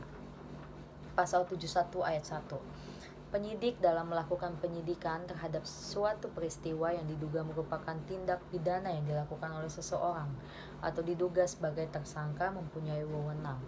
Yang A, menerima laporan atau pengaduan dari seseorang tentang terjadinya suatu peristiwa yang diduga merupakan tindakan pidana. Yang B, melakukan tindakan pertama pada saat di tempat kejadian. Yang C, mencari keterangan dan barang bukti. Yang D, menyuruh berhenti seseorang yang diduga sebagai tersangka dan memeriksa tanda pengenalan. Yang E, melakukan penangkapan pengadilan, penyitaan, dan pemeriksaan surat-surat. Yang F, pengambilan sidik jari atau memotret seseorang. Yang G, mengambil seseorang untuk didengar dan diperiksa sebagai tersangka atau saksi. Yang H, meminta bantuan pemeriksa seseorang ahli atau mendatangkan orang ahli yang diperlukan dalam hubungan dengan pemeriksaan perkara. Yang I, mengadakan tindakan lain menurut hukum yang bertanggung jawab. Yang kedua, selain mempunyai wewenang sebagaimana dimaksud pada ayat 1, penyidik sebagaimana dimaksud pada ayat 69 ayat 1, huruf B atau huruf C juga mempunyai wewenang. Yang A. Melaksanakan perintah atasan yang berhak menghukum untuk melakukan penahanan tersangka. Yang B. Melaporkan hasil pelaksanaan penyidikan kepada atasan yang berhak menghukum. Di sini ada pasal 72 ayat 1. Penyidik membuat berita acara tentang pelaksanaan tindak sebagaimana dimaksud dalam pasal 71 dengan tidak mengurangi ketentuan lain dalam undang-undang ini. Pasal 72 ayat 2. Penyidik sebagaimana dimaksud dalam pasal 69 ayat 1 huruf B dan huruf C menyerahkan berkas perkara hasil penyidikannya kepada perwira penyerahan perkara atas yang berhak menghukum dan auditor sebagai penuntut hukum. Pasal 72 ayat 3. Penyerahan berkas perkara kepada auditor sebagaimana dimaksud pada ayat 2 harus disertai penyerahan tanggung jawab atas tersangka dan barang bukti. Di sini ada pasal 73. Penyidik pembantu mempunyai wewenang yang sama dengan wewenang penyidik sebagaimana dimaksud pada pasal 71 dan pasal 72 terhadap tindak pidana yang terjadi di kesatuannya, kecuali dalam hal pemberkasan dan penyerahan berkas kepada auditor. Pasal 74. Atasan yang berhak menghukum mempunyai wewenang. Pasal 74 poinnya yang A. Melakukan penyidikan terhadap prajurit bawahan yang ada di bawah wewenang komandonya yang pelaksanaannya dilakukan oleh penyidik sebagaimana dimaksud dalam pasal 69 ayat 1 huruf B atau huruf C. Pasal 74 bagian B. Menerima laporan pelaksanaan penyidik dari penyidik sebagaimana dimaksud pada pasal 69 ayat 1 huruf B atau huruf C. Yang C. Menerima berkas perkara hasil penyidik dan penyidik sebagaimana dimaksud dalam pasal 69 ayat 1 huruf B atau huruf C. Yang D. Melakukan penahanan terhadap tersangka, anggota bawahannya yang dapat dibawa wewenang komandonya. Di sini ada pasal 75. Pasal 75 ayat 1. Untuk kepentingan penyidik berwenang melakukan penangkapan. Pasal 75 ayat 2. Penangkapan terhadap tersangka di luar dapat kedudukan atas berhak menghukum yang langsung membawahkannya dapat dilakukan penyidik setempat di tempat tersangka ditemukan berdasarkan permintaan dan penyidik yang menangani perkaranya. Pasal 75 ayat 3. Pelaksanaan penangkapan sebagaimana dimaksud pada ayat 1 dan ayat 2 dilakukan dengan surat perintah. Di sini ada pasal 76 ayat 1. Perintah penangkapan dilakukan terhadap seseorang yang diduga keras melakukan tindak pidana berdasarkan bukti permulaan yang cukup. Pasal 76 ayat 2. Terhadap tersangka pelaku pelanggaran tidak dapat dilakukan penangkapan kecuali dalam hal tersangka sudah dipanggil secara sah 2 kali berturut-turut tidak memenuhi panggilan tersebut tanpa alasan yang sah. Yang ketiga, penangkapan sebagaimana dimaksud pada ayat 1 dan ayat 2 dapat dilakukan untuk paling lama 1 hari. Pasal 77 ayat 1. Pelaksanaan tugas penangkapan dilakukan oleh penyidik atau anggota polisi militer atau anggota bawahan atasan yang berhak menghukum yang bersangkutan dengan memperhatikan surat perintah penangkapan yang mencantumkan identitas tersangka, menyebutkan atas penangkapannya, urai singkat perkara kejahatan yang disampaikan di tempat ia diperiksa. Pasal 77 ayat 2. Dalam hal tertangkap dalam penangkapan dilakukan tanpa surat perintah dengan ketentuan bahwa penangkapan harus secara penyertaan tersangka beserta barang bukti yang ada kepada penyidik dan terdekat. Yang pasal 77 ayat 3. Tembusan surat perintah penangkapan sebagaimana dimaksud pada ayat 1 diberikan kepada keluarga sesudah penangkapan dilakukan. Pasal 77 ayat 4. Kesudahan penangkapan dilaksanakan, penyidik wajib segera melaporkan kepada atasan yang berhak menghukum yang bersangkutan. Di sini ada pasal 78 ayat 1. Untuk kepentingan penyidikan, atas yang berhak menghukum dengan surat keputusannya berwenang melakukan penahanan tersangka untuk paling lama 20 hari.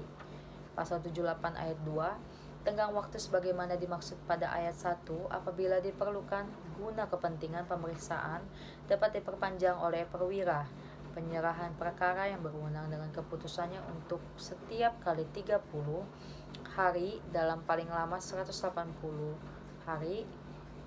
Pasal 74 ayat 3. Ketentuan sebagaimana dimaksud pada ayat 1 dan ayat 2 tidak menutup kemungkinan dikeluarkan tersangka dari tahanan sebelum berakhir waktu penahanan tersebut, apabila kepentingan pemeriksa sudah dipenuhi. Ayat 4, sesudah waktu 200 hari, tersangka harus sudah dikeluarkan dari tahanan demi hukum. Pasal 79, ayat 1, penahanan atau perpanjangan penahanan dilakukan terhadap tersangka sebagaimana dimaksud dalam pasal 78 ayat 1 dan ayat 2 yang diduga keras melakukan tindak pidana berdasarkan bukti yang cukup. Dalam hal adanya keadaan yang menimbulkan kekhawatiran bahwa tersangka akan melarikan diri, merusak atau menghilangkan barang bukti, atau mengulangi tindak pidana atau membuat keonaran. Pasal 79 ayat 2, penahanan sebagaimana dimaksud pada ayat 1 hanya dapat dikenakan terhadap tersangka yang disangka melakukan tindak pidana dan atau percobaan maupun pemberian bantuan dalam tindak pidana yang diancam dengan pidana 3 bulan atau lebih. Pasal 79 ayat 3, penahanan dan perpanjangan penahanan hanya dapat dilakukan apabila persyaratan sebagaimana dimaksud pada ayat 1 dan ayat 2 dipenuhi. Next, di sini ada pasal 80 ayat 1. Penahanan atau perpanjangan penahanan terhadap tersangka sebagaimana dimaksud dalam pasal 78 ayat 1 dan ayat 2 dilaksanakan oleh penyidik dengan surat perintah berdasarkan surat keputusan penahanan atau surat keputusan perpanjangan penahanan yang mencantumkan identitas tersangka dan menyebutkan alasan penahanan serta uraian singkat perkara kejahatan yang dipersingkatkan serta tempat ia ditahan. Pasal 80 ayat 2. Tembusan surat perintah pelaksanaan penahanan atau perpanjangan penahanan sebagaimana dimaksud pada ayat 1 diberikan kepada kekeluarganya. Pasal 80 ayat 3, penahanan dilaksanakan di rumah tahanan militer atau tempat lain yang ditemukan oleh Panglima. Pasal 8 ayat 1, atas perintah tersangka, atasan yang berhak menghukum atau perwira penyerahan perkara sesuai dengan kewenangan masing-masing berdasarkan saran polisi militer atau ODIRUT dapat mengadakan penangguhan penahanan dengan persyaratan yang ditentukan. Yang kedua, karena jabatannya, atasan yang berhak menghukum dan perwira penyerahan perkara sewaktu-waktu dapat mencabut penangguhan penahanan dalam hal tersangka melanggar persyaratan sebagaimana dimaksud pada ayat 1. Di sini ada pasal 82. Untuk kepentingan penyidikan dapat melakukan penggeledahan rumah, penggeledahan pakaian, dan penggeledahan badan. Pasal 83 ayat 1, penyidik sebagaimana dimaksud dalam pasal 69 ayat 1 huruf B atau huruf C dengan melakukan penyidikan dapat mengadakan penggeledahan rumah diperlukan. Pasal 83 ayat 2, pelaksanaan penggeledahan rumah sebagaimana dimaksud pada ayat 1 dilakukan dengan surat perintah komandan atau kepala dari penyidik yang mengenai perkara.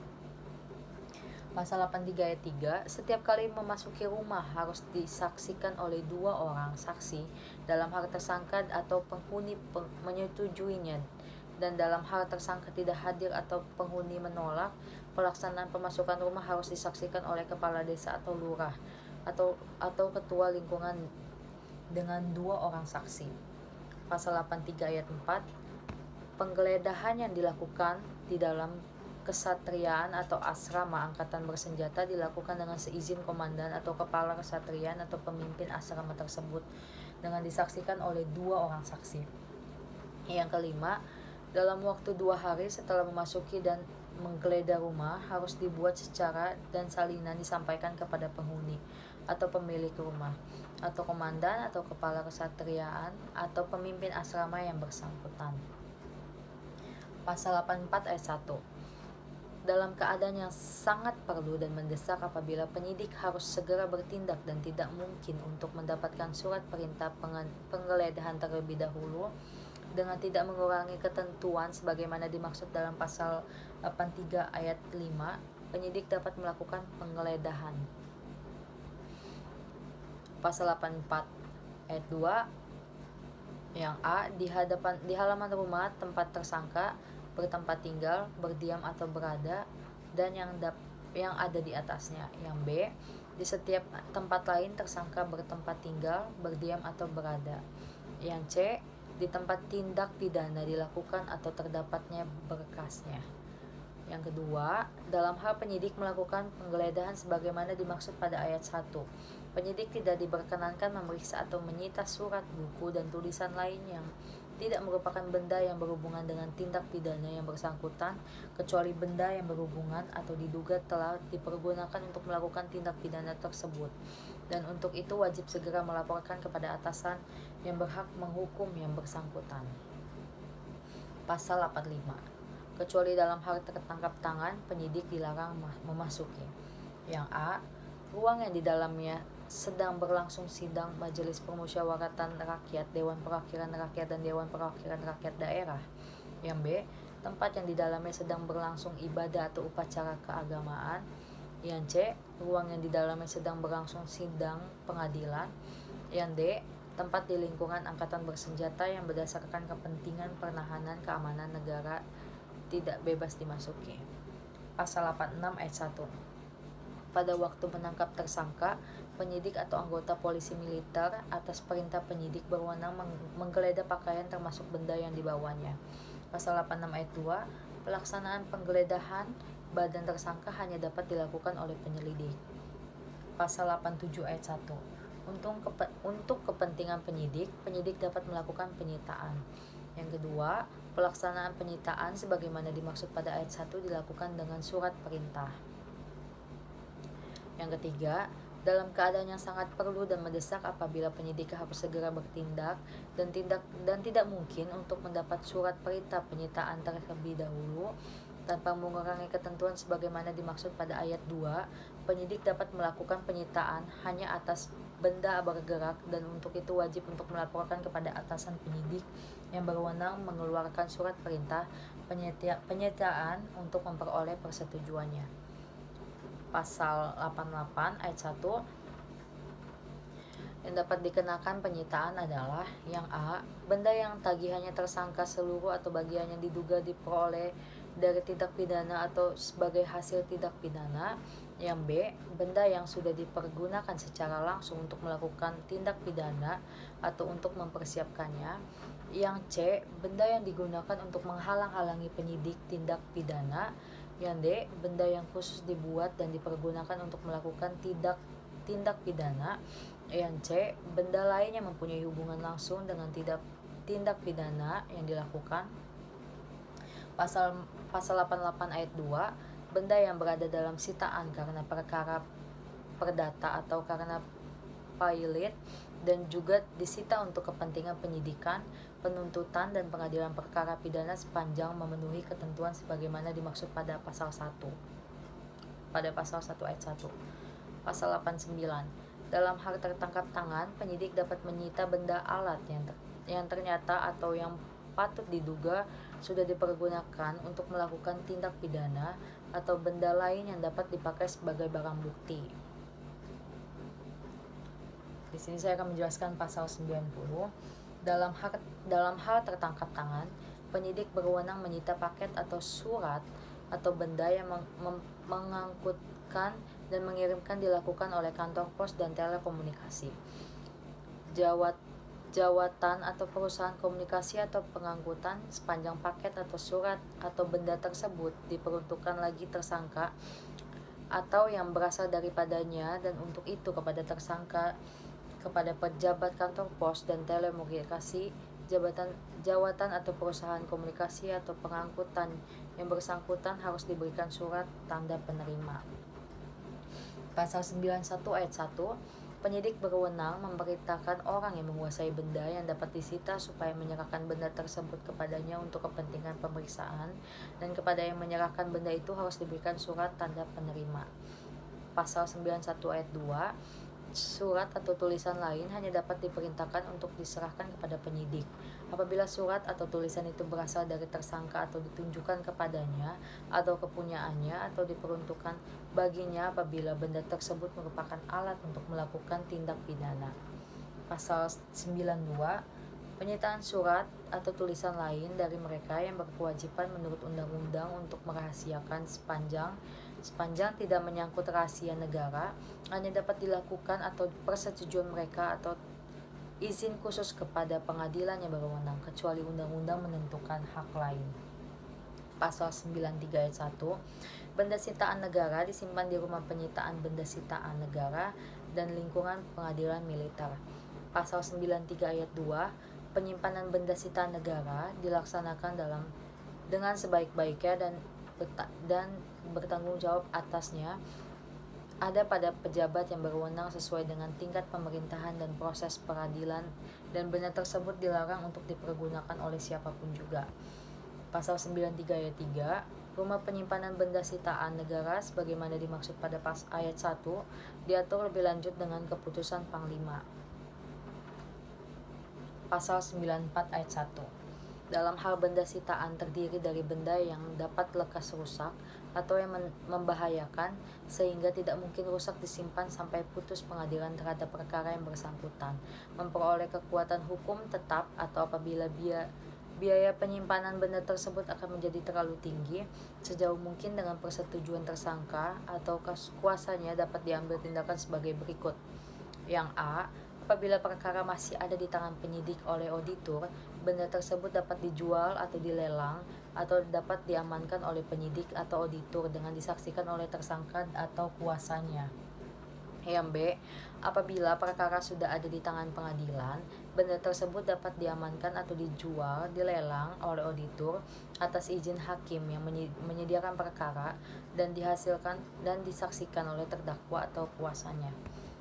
Yang kedua, uang hasil penjualan lelang sebagaimana dimaksud pada pasal 1 dipakai sebagai barang bukti.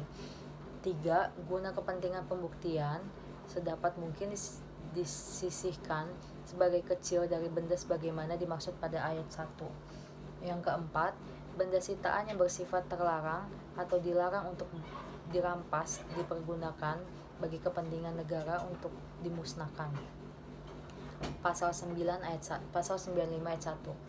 Benda yang dikenakan penyitaan dikembalikan kepada orang atau kepada mereka dari siapa benda itu disita, atau kepada mereka yang paling berhak apabila yang A, kepentingan penyidikan atau penuntutan tidak memerlukan lagi. Yang B, perkara tersebut tidak jadi dituntut karena tidak cukup bukti atau ternyata tidak merupakan tindak pidana. Yang C, perkara tersebut ditutup demi kepentingan umum, kepentingan militer dan kepentingan hukum, kecuali apabila benda itu diduga diperoleh oleh satu pihak pidana yang dipergunakan untuk melakukan suatu tindak pidana. Yang kedua, apabila perkara sudah diputus, benda yang dikenakan penyitaan dikembalikan kepada orang atau kepada mereka yang disebut dengan keputusan tersebut, kecuali apabila menurut keputusan hakim benda itu dirampas untuk negara, untuk dimusnahkan atau dirusakkan sampai tidak dapat dipergunakan lagi, atau apabila benda tersebut masih diperlukan sebagai barang bukti dalam perkara lain. Pasal 9 ayat 1. Penyidik berhak membuka, memeriksa, dan menyita surat lain yang dikirim melalui kantor pos dan telekomunikasi, jawatan atau perusahaan komunikasi, dan jawatan atau pengangkutan apabila benda tersebut dicurigai dengan alasan yang kuat mempunyai hubungan dengan perkara pidana yang sedang diperiksa. Pasal 96 ayat 2. Untuk kepentingan tersebut, penyidik atau meminta kepada kepala kantor pos dan telekomunikasi, kepala jawatan atau perusahaan komunikasi untuk pengangkutan lain untuk menyerahkan kepadanya surat yang dimaksud, dan untuk itu harus diberikan surat tanda penerima. Pasal 96 ayat 3. Hal sebagaimana dimaksud pada ayat 1 dan ayat 2 dapat dilakukan pada semua tingkat pemeriksaan dalam proses peradilan menurut ketentuan yang diatur pada ayat tersebut. Pasal 97 ayat 1. Apabila sesudah dibuka dan diperiksa ternyata bahwa surat itu ada hubungannya dengan perkara yang sedang diperiksa, surat tersebut dilampirkan pada berkas perkara.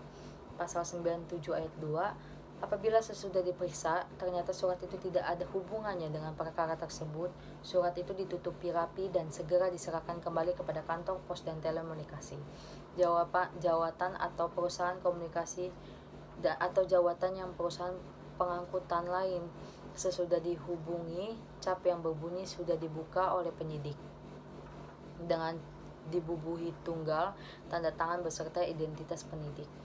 Pasal 97 ayat 3. Penyidik dan para pejabat pada semua tingkat pemeriksaan dengan proses peradilan atau kekuatan sumpah jabatan wajib merahasiakan dengan sungguh-sungguh isi surat yang dikembalikan. Pasal 98 ayat 1. Penyidik membuat berita acara tentang tindakan sebagaimana dimaksud dalam pasal 96 dan 97. Pasal 98 ayat 2, salinan berita acara tersebut oleh penyidik dikirim kepada kepala kantor pos dan telekomunikasi, kepada jawatan atau perusahaan komunikasi, atau kepala jawaban dan perusahaan pengangkutan dan yang bersangkutan. Pasal 99 ayat 1, penyidik yang mengetahui menerima laporan atau pengaduan tentang terjadinya suatu peristiwa yang patut diduga merupakan tindak pidana wajib segera melakukan tindakan penyidik yang diperlukan. Pasal 99 ayat 2, dalam hal yang menerima laporan atau pengaduan adalah atasan yang berhak menghukum. Ia segera menyerahkan pelaksanaan penyidik kepada penyidik sebagaimana dimaksud dalam pasal 69 ayat 1 huruf B atau huruf C untuk melakukan penyidikan. Pasal 99 ayat 3, dalam hal yang mengetahui menerima laporan dan pengaduan sebagaimana dimaksud pada ayat 1 adalah penyidik sebagaimana dimaksud dalam pasal 69 ayat 1 huruf B atau huruf C. Mereka wajib melakukan penyidikan secara melaporkan kepada atasan yang berhak menghukum tersangka. Pasal 100 ayat 1, setiap orang yang menjadi korban atau yang mengalami atau menyaksikan atau melihat dan atau mendengar secara langsung tentang terjadinya tindak pidana yang dilakukan oleh seseorang sebagaimana dimaksud dengan pasal 9 angkat 1, berhak mengajukan laporan dan pengaduan kepada penyidik baik lisan maupun tertulis. Pasal 100 ayat 2, setiap orang yang mengetahui permukaan jahat yang dilakukan oleh seseorang sebagaimana dimaksud dalam pasal 9 angka 1 untuk melakukan tindak pidana terhadap ketentuan umum atau terhadap jiwa atau terhadap hak milik, wajib seketika itu melaporkan hal tersebut kepada penyidik atau atasan yang berwenang. Sekian dari saya, terima kasih. Pasal 101 ayat 1, penyidik sesudah selesai melakukan penyidikan wajib segera menyerahkan berkas itu kepada atasan yang berhak perkara menghukum, perwira penyerah perkara dan berkas aslinya kepada auditor yang bersangkutan. Ayat 2, perwira penyerah perkara dapat menghentikan penyidikan dengan surat keputusan berdasarkan pendapat hukum dari auditor. Pasal 102 ayat 1, dalam hal tertangkap tangan setiap orang berhak menangkap, sedangkan setiap orang yang mempunyai wewenang dalam tugas, ketertiban, ketentraman, dan keamanan umum wajib menangkap tersangka guna diserahkan langsung kepada penyidik. Ayat 2, sesudah menerima penyerahan tersangka sebagaimana dimaksudkan pada ayat 1, penyidik wajib segera melakukan pemeriksaan dan tindakan lain yang diperlukan dalam rangka penyidikan. Ayat 3, sesudah menerima laporan tersebut, penyidik segera datang ke tempat kejadian dan dapat melarang setiap orang meninggalkan tempat itu selama pemeriksaan belum selesai.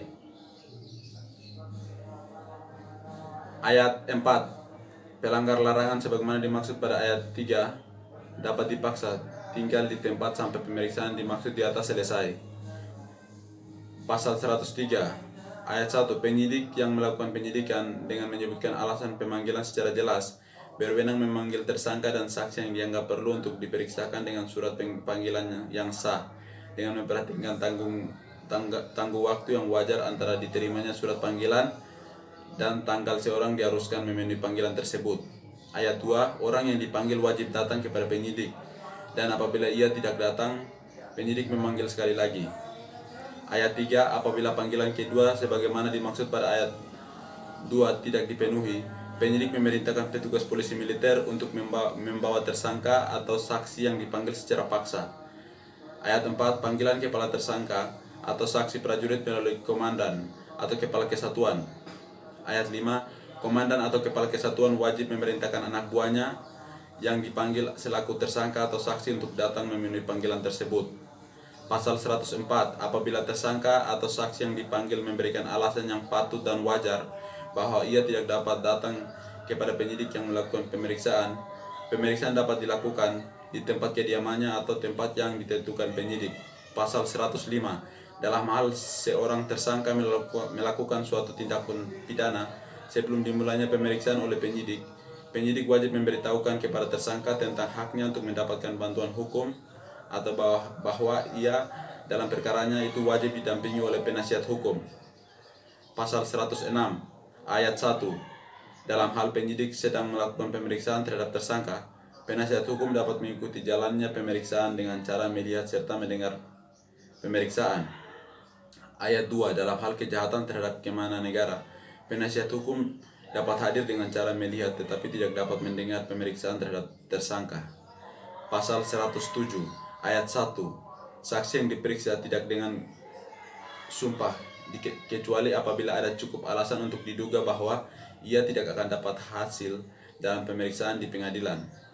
Ayat 2, saksi diperiksa secara tersendiri tetapi boleh dipertemukan satu dengan yang lainnya dan mereka wajib memberikan keterangan yang sebenarnya. Ayat 3, dalam pemeriksaan tersangka ditanya apakah ia menghendaki didengarnya saksi yang dapat menguntungkan dirinya, dan apabila ada, hal itu dicatat dalam berita acara. Ayat 4, dalam hal saksi sebagaimana dimaksud pada ayat 3, disetujui penyidik, saksi tersebut wajib dipanggil dan diperiksa. Pasal 108 ayat 1, keterangan tersangka atau saksi kepada penyidik diberitakan tanpa tekanan siapapun atau dalam bentuk apapun. Ayat 2, penyidik mencatat semua keterangan tersangka atau saksi dalam berita acara teliti sesuai dengan kata-kata yang dipergunakan oleh tersangka atau saksi. Ayat 3, keterangan tersangka atau saksi dicatat dalam berita acara sebagaimana dimaksud ayat 1 dan ditandatangani oleh penyidik dan oleh orang yang memberi keterangan sesudah mereka menyetujui isinya. Ayat 4, dalam hal tersangka atau saksi tidak mau membubuhkan tanda tangan, penyidik mencatat hal itu dalam berita acara dengan menyebut alasannya. Ayat 5, dalam pelanggaran lalu lintas, penyidik membuat berita acara pelanggaran lalu lintas yang memuat jenis pelanggaran lalu lintas yang dilakukan oleh tersangka dan ditandatangani penyidik dan tersangka. Selanjutnya diserahkan kepada pengadilan militer atau pengadilan militer tinggi melalui auditor militer atau auditor militer tinggi yang berwenang. Pasal 109, dalam hal tersangka atau saksi yang harus didengarkan keterangannya berdiam dan bertempat tinggal di luar daerah hukum penyidik yang melaksanakan penyidikan, pemeriksaan terhadap tersangka atau saksi dapat dibebankan kepada penyidik di tempat kediaman atau tempat tinggal tersangka atau saksi yang tersebut. Pasal 110 ayat 1, dalam hal penyidik menganggap perlu, ia dapat meminta pendapat seorang ahli atau seorang yang memiliki ahlian khusus.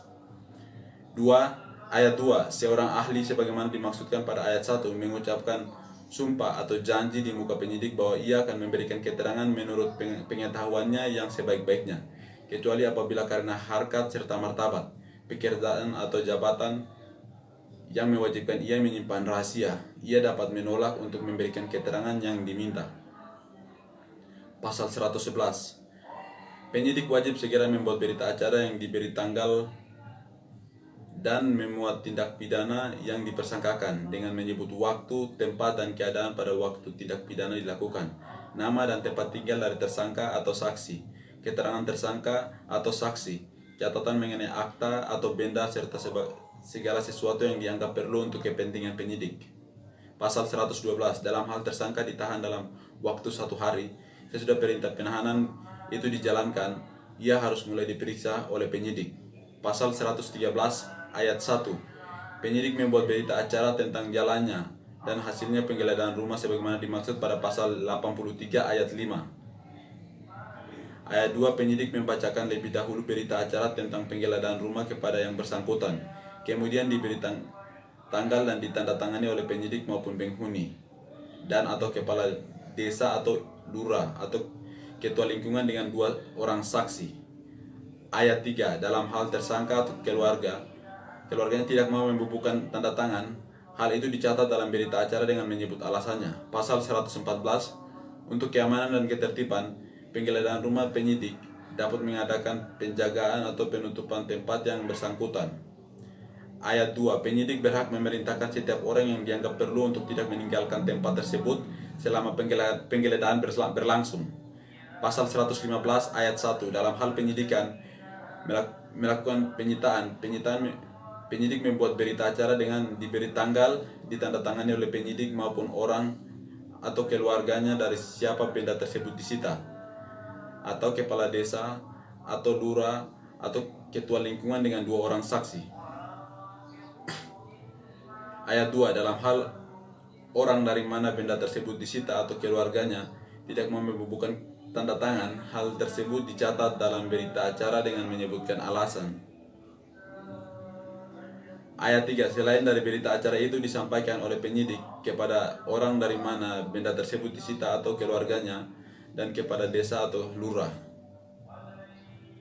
Pasal 116 ayat 1, dalam hal sesuatu tindak pidana sedemikian rupa sifatnya sehingga ada dugaan dapat diperoleh keterangan dari berbagai surat, buku, kitab, daftar, dan sebagainya. Penyidik segera pergi ke tempat yang dipersangkakan untuk menggeledah, memeriksa surat, buku, atau kitab, daftar, dan sebagainya, dan apabila perlu menyita.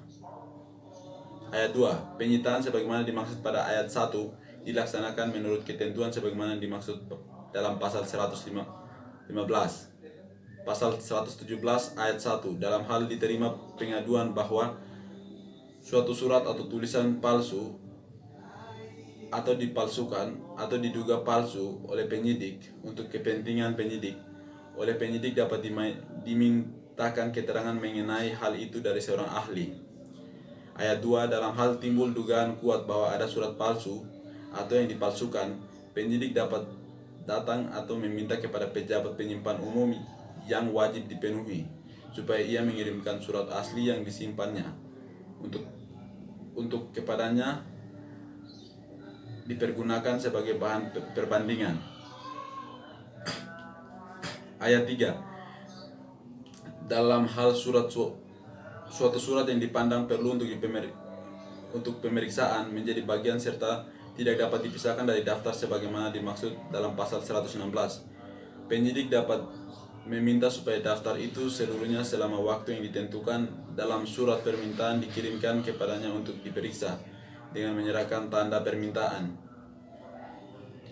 Ayat 4, dalam hal surat sebagaimana dimaksud pada ayat 3 tidak menjadi bagian dari suatu daftar, pejabat penyimpanan umum membuat salinan sebagaimana penggantinya sampai surat yang asli diterima kembali, dan di bagian bawah dari salinan itu pejabat penyimpanan umum mencatat apa sebab salinan itu dibuat.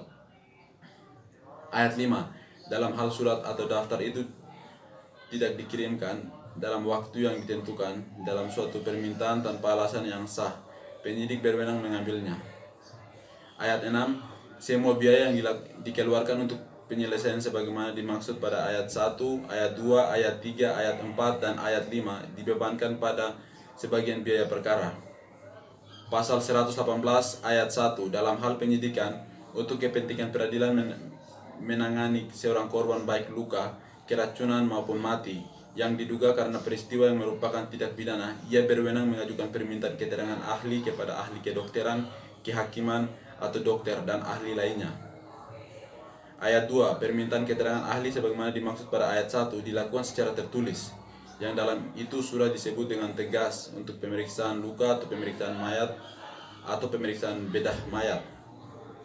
Ayat 3, mayat yang dikirimkan kepada ahli kedokteran, kehakiman, atau dokter pada rumah sakit harus diperlakukan secara baik dengan penuh penghormatan terhadap mayat tersebut dan diberi label yang memuat identitas mayat, dilak, dan diberi cap jabatan yang diletakkan pada ibu jari kaki atau bagian lain pada mayat. Pasal 119 ayat 1, dalam hal sangat diperlukan untuk keperluan pembuktian dan badan mayat tidak mungkin lagi dihindari, penyidik wajib memberitahukan terlebih dahulu kepada keluarga korban. Ayat 2, dalam hal keluarga korban keberatan, penyidik wajib menerangkan dengan sejelas-jelasnya tentang maksud dan tujuan perlu dilakukan pembedaan tersebut.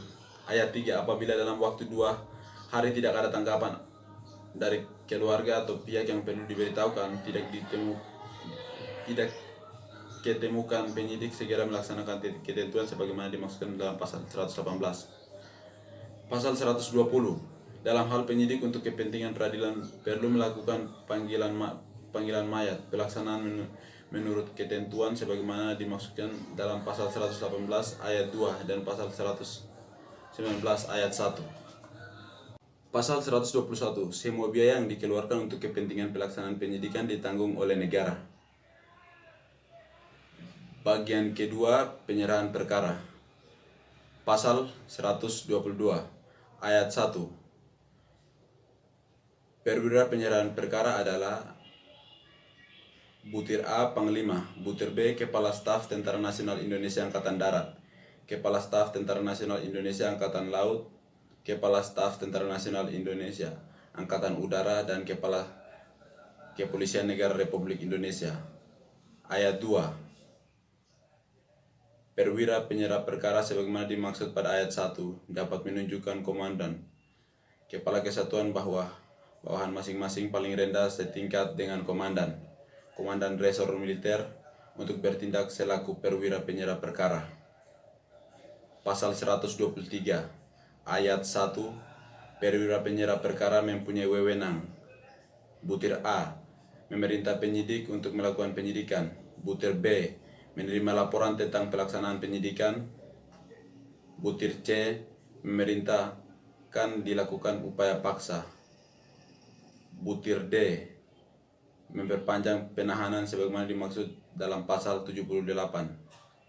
Butir E, menerima atau meminta pendapat hukum dari auditor tentang penyelesaian suatu perkara. Butir F, menyerahkan perkara kepada pengadilan yang berwenang untuk memeriksa dan mengadili. Butir G, menentukan perkara untuk diselesaikan menurut hukum disiplin prajurit. Dan butir H, menutup perkara demi kepentingan hukum atau demi kepentingan umum atau militer. Ayat 2. Kewenangan penutupan perkara demi kepentingan umum atau militer hanya ada pada perwira penyerah perkara sebagaimana dimaksud dalam pasal 122 ayat 1 huruf A.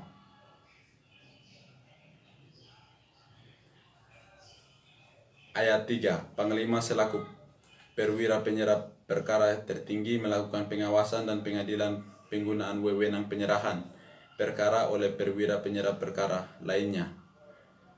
Pasal 124. Auditor sesudah menerima hasil penyidikan dari penyidik segera mempelajari dan meneliti apakah hasil penyidikan sudah lengkap atau belum. Ayat 2. Dalam hal penyerahan informal kurang lengkap, auditor meminta supaya penyidik segera melengkapinya. Ayat 3. Apabila hasil penyidikan ternyata belum cukup, auditor melakukan penyidikan tambahan untuk melengkapi atau mengembalikan berkas perkara kepada penyidik disertai petunjuk tentang hal-hal yang harus dilengkapi. Ayat 4. Dalam hal berkas perkara disersi yang tersangkanya tidak diketemukan, berita acara pemeriksaan tersangka tidak merupakan persyaratan lengkap suatu berkas perkara. Pasal 125 ayat 1. Kecuali perkara desersi yang tersangkanya tidak diketemukan sesudah meneliti berkas perkara, auditor membuat dan menyampaikan pendapat hukum kepada perwira penyerah perkara yang dapat berupa permintaan agar perkara diserahkan kepada pengadilan atau diselesaikan menurut hukum disiplin prajurit atau ditutup demi kepentingan hukum, kepentingan umum atau kepentingan militer. Ayat 2. Dalam hal perwira penyerah perkara tidak sependapat dengan auditor, ia wajib memberikan jawaban tertulis. Pasal 126 ayat 1. Berdasarkan pendapat hukum sebagaimana dimaksudkan dalam pasal 125 ayat 1, perwira penyerah perkara mengeluarkan huruf A, surat keputusan penyerahan perkara, huruf B, surat keputusan tentang penyelesaian menurut hukum disiplin prajurit, atau huruf C, surat keputusan penutupan perkara demi kepentingan hukum. Ayat 2. Dalam perkara tertentu, apabila kepentingan umum atau kepentingan militer menghendakinya, Panglima dapat mempertimbangkan suatu penutupan perkara dengan mengeluarkan surat keputusan penutupan perkara demi kepentingan umum atau kepentingan militer. Ayat 3. Sebelum mengambil keputusan sebagaimana dimaksud pada ayat 2, Panglima mendengar pendapat dari Auditor Jenderal dan apabila pendapat perlu juga dari pejabat lain. Pasal 127 ayat 1. Apabila perwira penyerah perkara menentukan bahwa perkara akan diselesaikan di luar pengadilan dalam lingkungan peradilan militer atau pengadilan dalam lingkungan peradilan umum, sedangkan auditor berpendapat bahwa untuk kepentingan peradilan perkara perlu diajukan ke pengadilan dalam lingkungan peradilan militer atau pengadilan dalam lingkungan peradilan umum, dan apabila auditor tetap pada pendiriannya, auditor mengajukan permohonan dengan disertai alasan-alasan kepada perwira penyerah perkara tersebut supaya perbedaan pendapat diputuskan oleh pengadilan militer utama dalam sidang. Ayat 2. Perwira penyerah perkara sebagaimana dimaksud pada ayat 1 wajib mengirimkan permohonan auditor tersebut dan berkas perkara yang disertai dengan pendapatnya kepada pengadilan militer utama dan sudah mendengar pendapat auditor jenderal di persidangan pengadilan militer utama.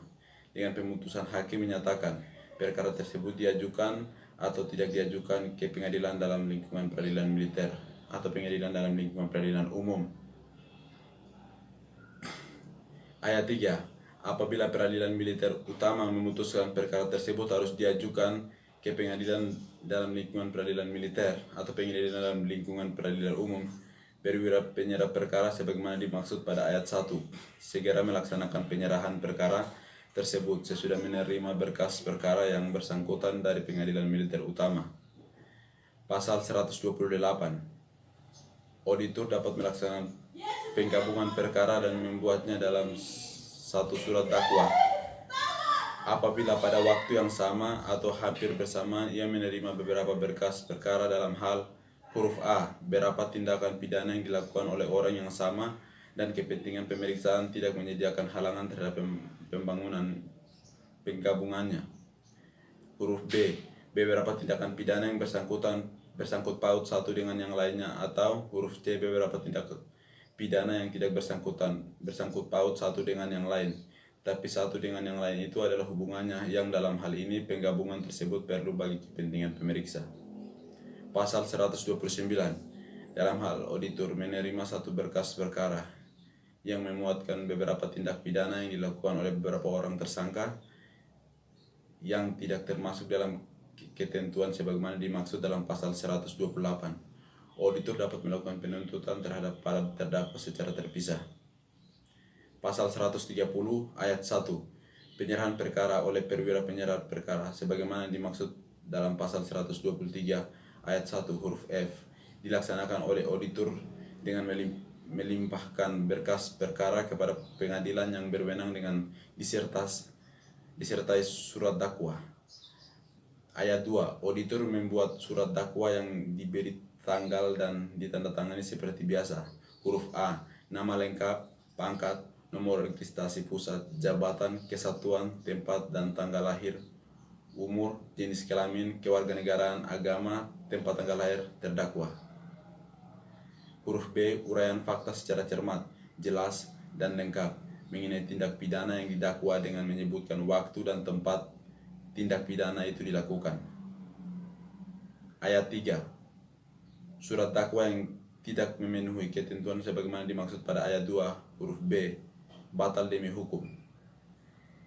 Ayat 4. Salinan surat keputusan penyerahan perkara dan surat dakwa disampaikan kepada tersangka atau penasihat hukumannya pada saat yang bersamaan dengan penyampaian surat keputusan penyerahan perkara dan surat dakwa tersebut ke pengadilan dan tembusnya disampaikan kepada penyidik.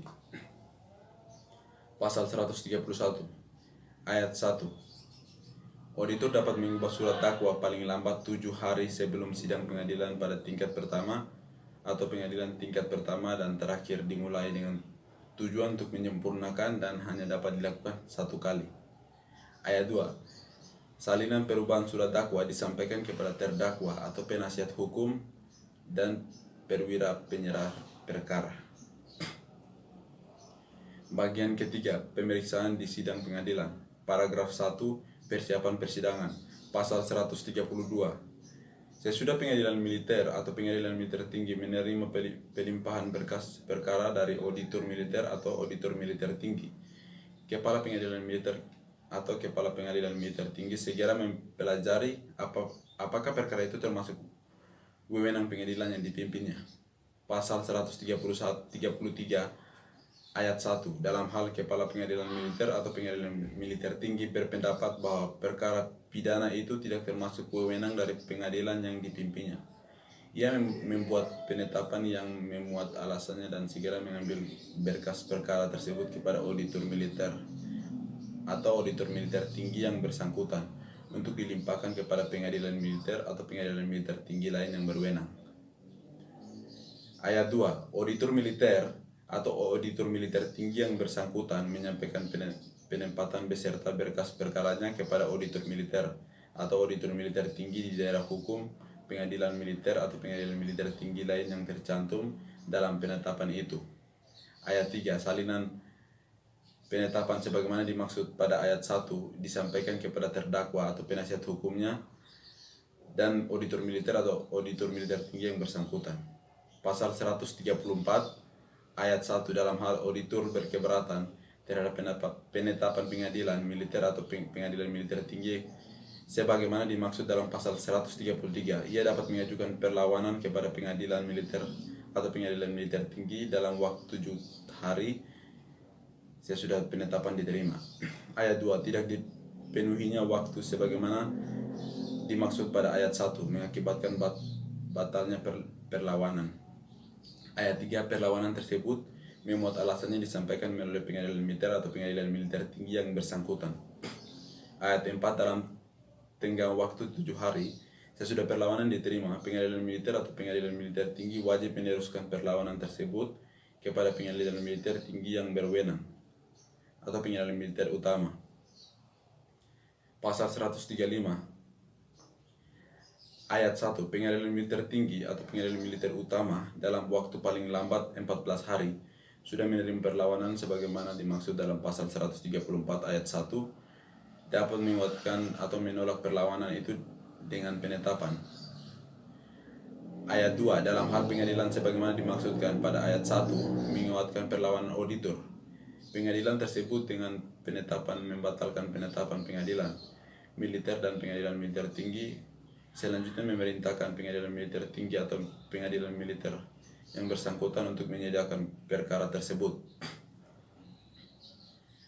Ayat 3. Apabila pengadilan sebagaimana dimaksud pada ayat 1 menolak perlawanan auditor, pengadilan tersebut dengan penetapannya mengirimkan berkas perkara beserta surat lampiran kepada pengadilan militer atau pengadilan militer tinggi lain yang berwenang.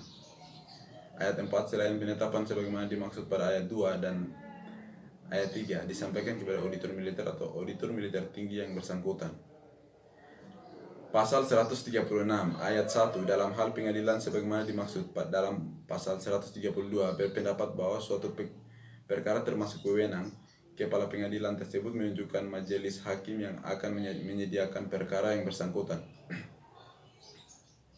Ayat 2. Hakim ketua ditunjuk sesudah mempelajari berkas perkara, menetapkan hari sidang dan memerintahkan supaya auditor memanggil terdakwa dan saksi. Paragraf 2. Penahanan. Pasal 137 ayat 1 dalam pemeriksaan sidang tingkat pertama pada pengadilan militer dan pengadilan militer tinggi, hakim ketua berwenang.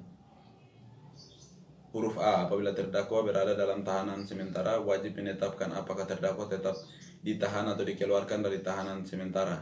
Huruf B. Guna kepentingan pemeriksaan, mengeluarkan perintah untuk menahan terdakwa paling lambat 30 hari. Ayat 2. Waktu sebagaimana dimaksudkan pada ayat 1 huruf B apabila diperlukan guna kepentingan pemeriksaan yang belum selesai dapat diperpanjang oleh kepala pengadilan militer atau kepala pengadilan militer tinggi paling lama 60 hari. Ayat 3. Ketentuan sebagaimana dimaksud pada ayat 1 huruf B dan ayat 2 tidak menutup kemungkinan mengeluarkan terdakwa dari tahanan sebelum berakhirnya waktu penahanan tersebut apabila kepentingan pemeriksaan sudah terpenuhi. Ayat 4. Sesudah waktu 90 hari walaupun perkara tersebut belum diputuskan, terdakwa harus dikeluarkan dari tahanan demi hukum. Ayat 5. Perpanjangan penahanan terhadap terdakwa hanya dapat dikenakan apabila menahan cara-cara yang ditentukan dalam pasal 79 ayat 1 dan ayat 2. Ayat 6. Ketentuan sebagaimana dimaksud pada ayat 1, ayat 2, ayat 3, ayat 4, dan ayat 5 berlaku juga pada pemeriksaan singkat banding dan pengadilan militer tinggi dan pengadilan militer utama.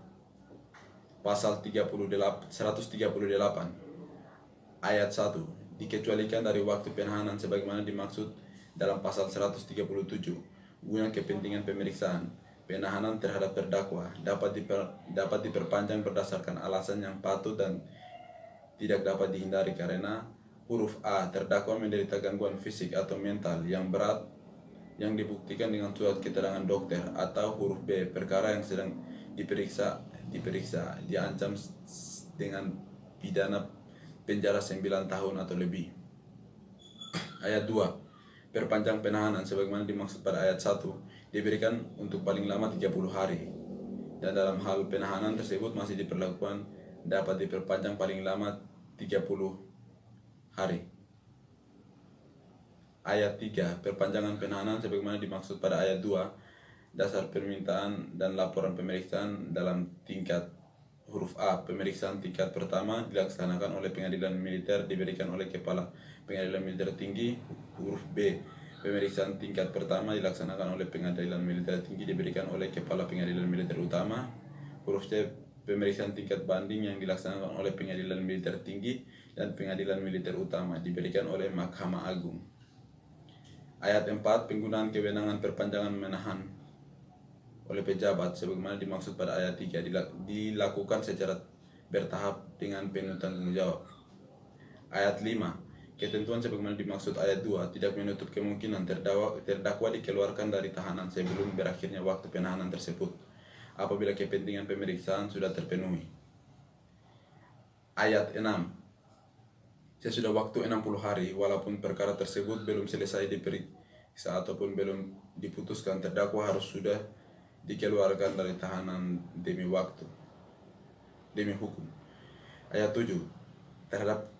Terhadap perpanjangan penahanan sebagaimana dimaksudkan pada ayat 2, terdakwa dapat mengajukan beberapa keberatan dalam pemeriksaan tingkat pertama dan dalam pemeriksaan tingkat banding kepada Ketua Mahkamah Agung. Paragraf 3. Pemanggilan. Pasal 139 ayat 1 berdasarkan penetapan hari sidang sebagaimana dimaksudkan dalam pasal 136 ayat 2, auditor mengeluarkan surat kepada terdakwa dan saksi yang memuat hari, tanggal, panggilan waktu, tempat sidang, dan untuk perkara apa mereka dipanggil. Ayat 2. Surat panggilan harus sudah diterima oleh terdakwa atau saksi paling lambat 3 hari sebelum sidang dimulai.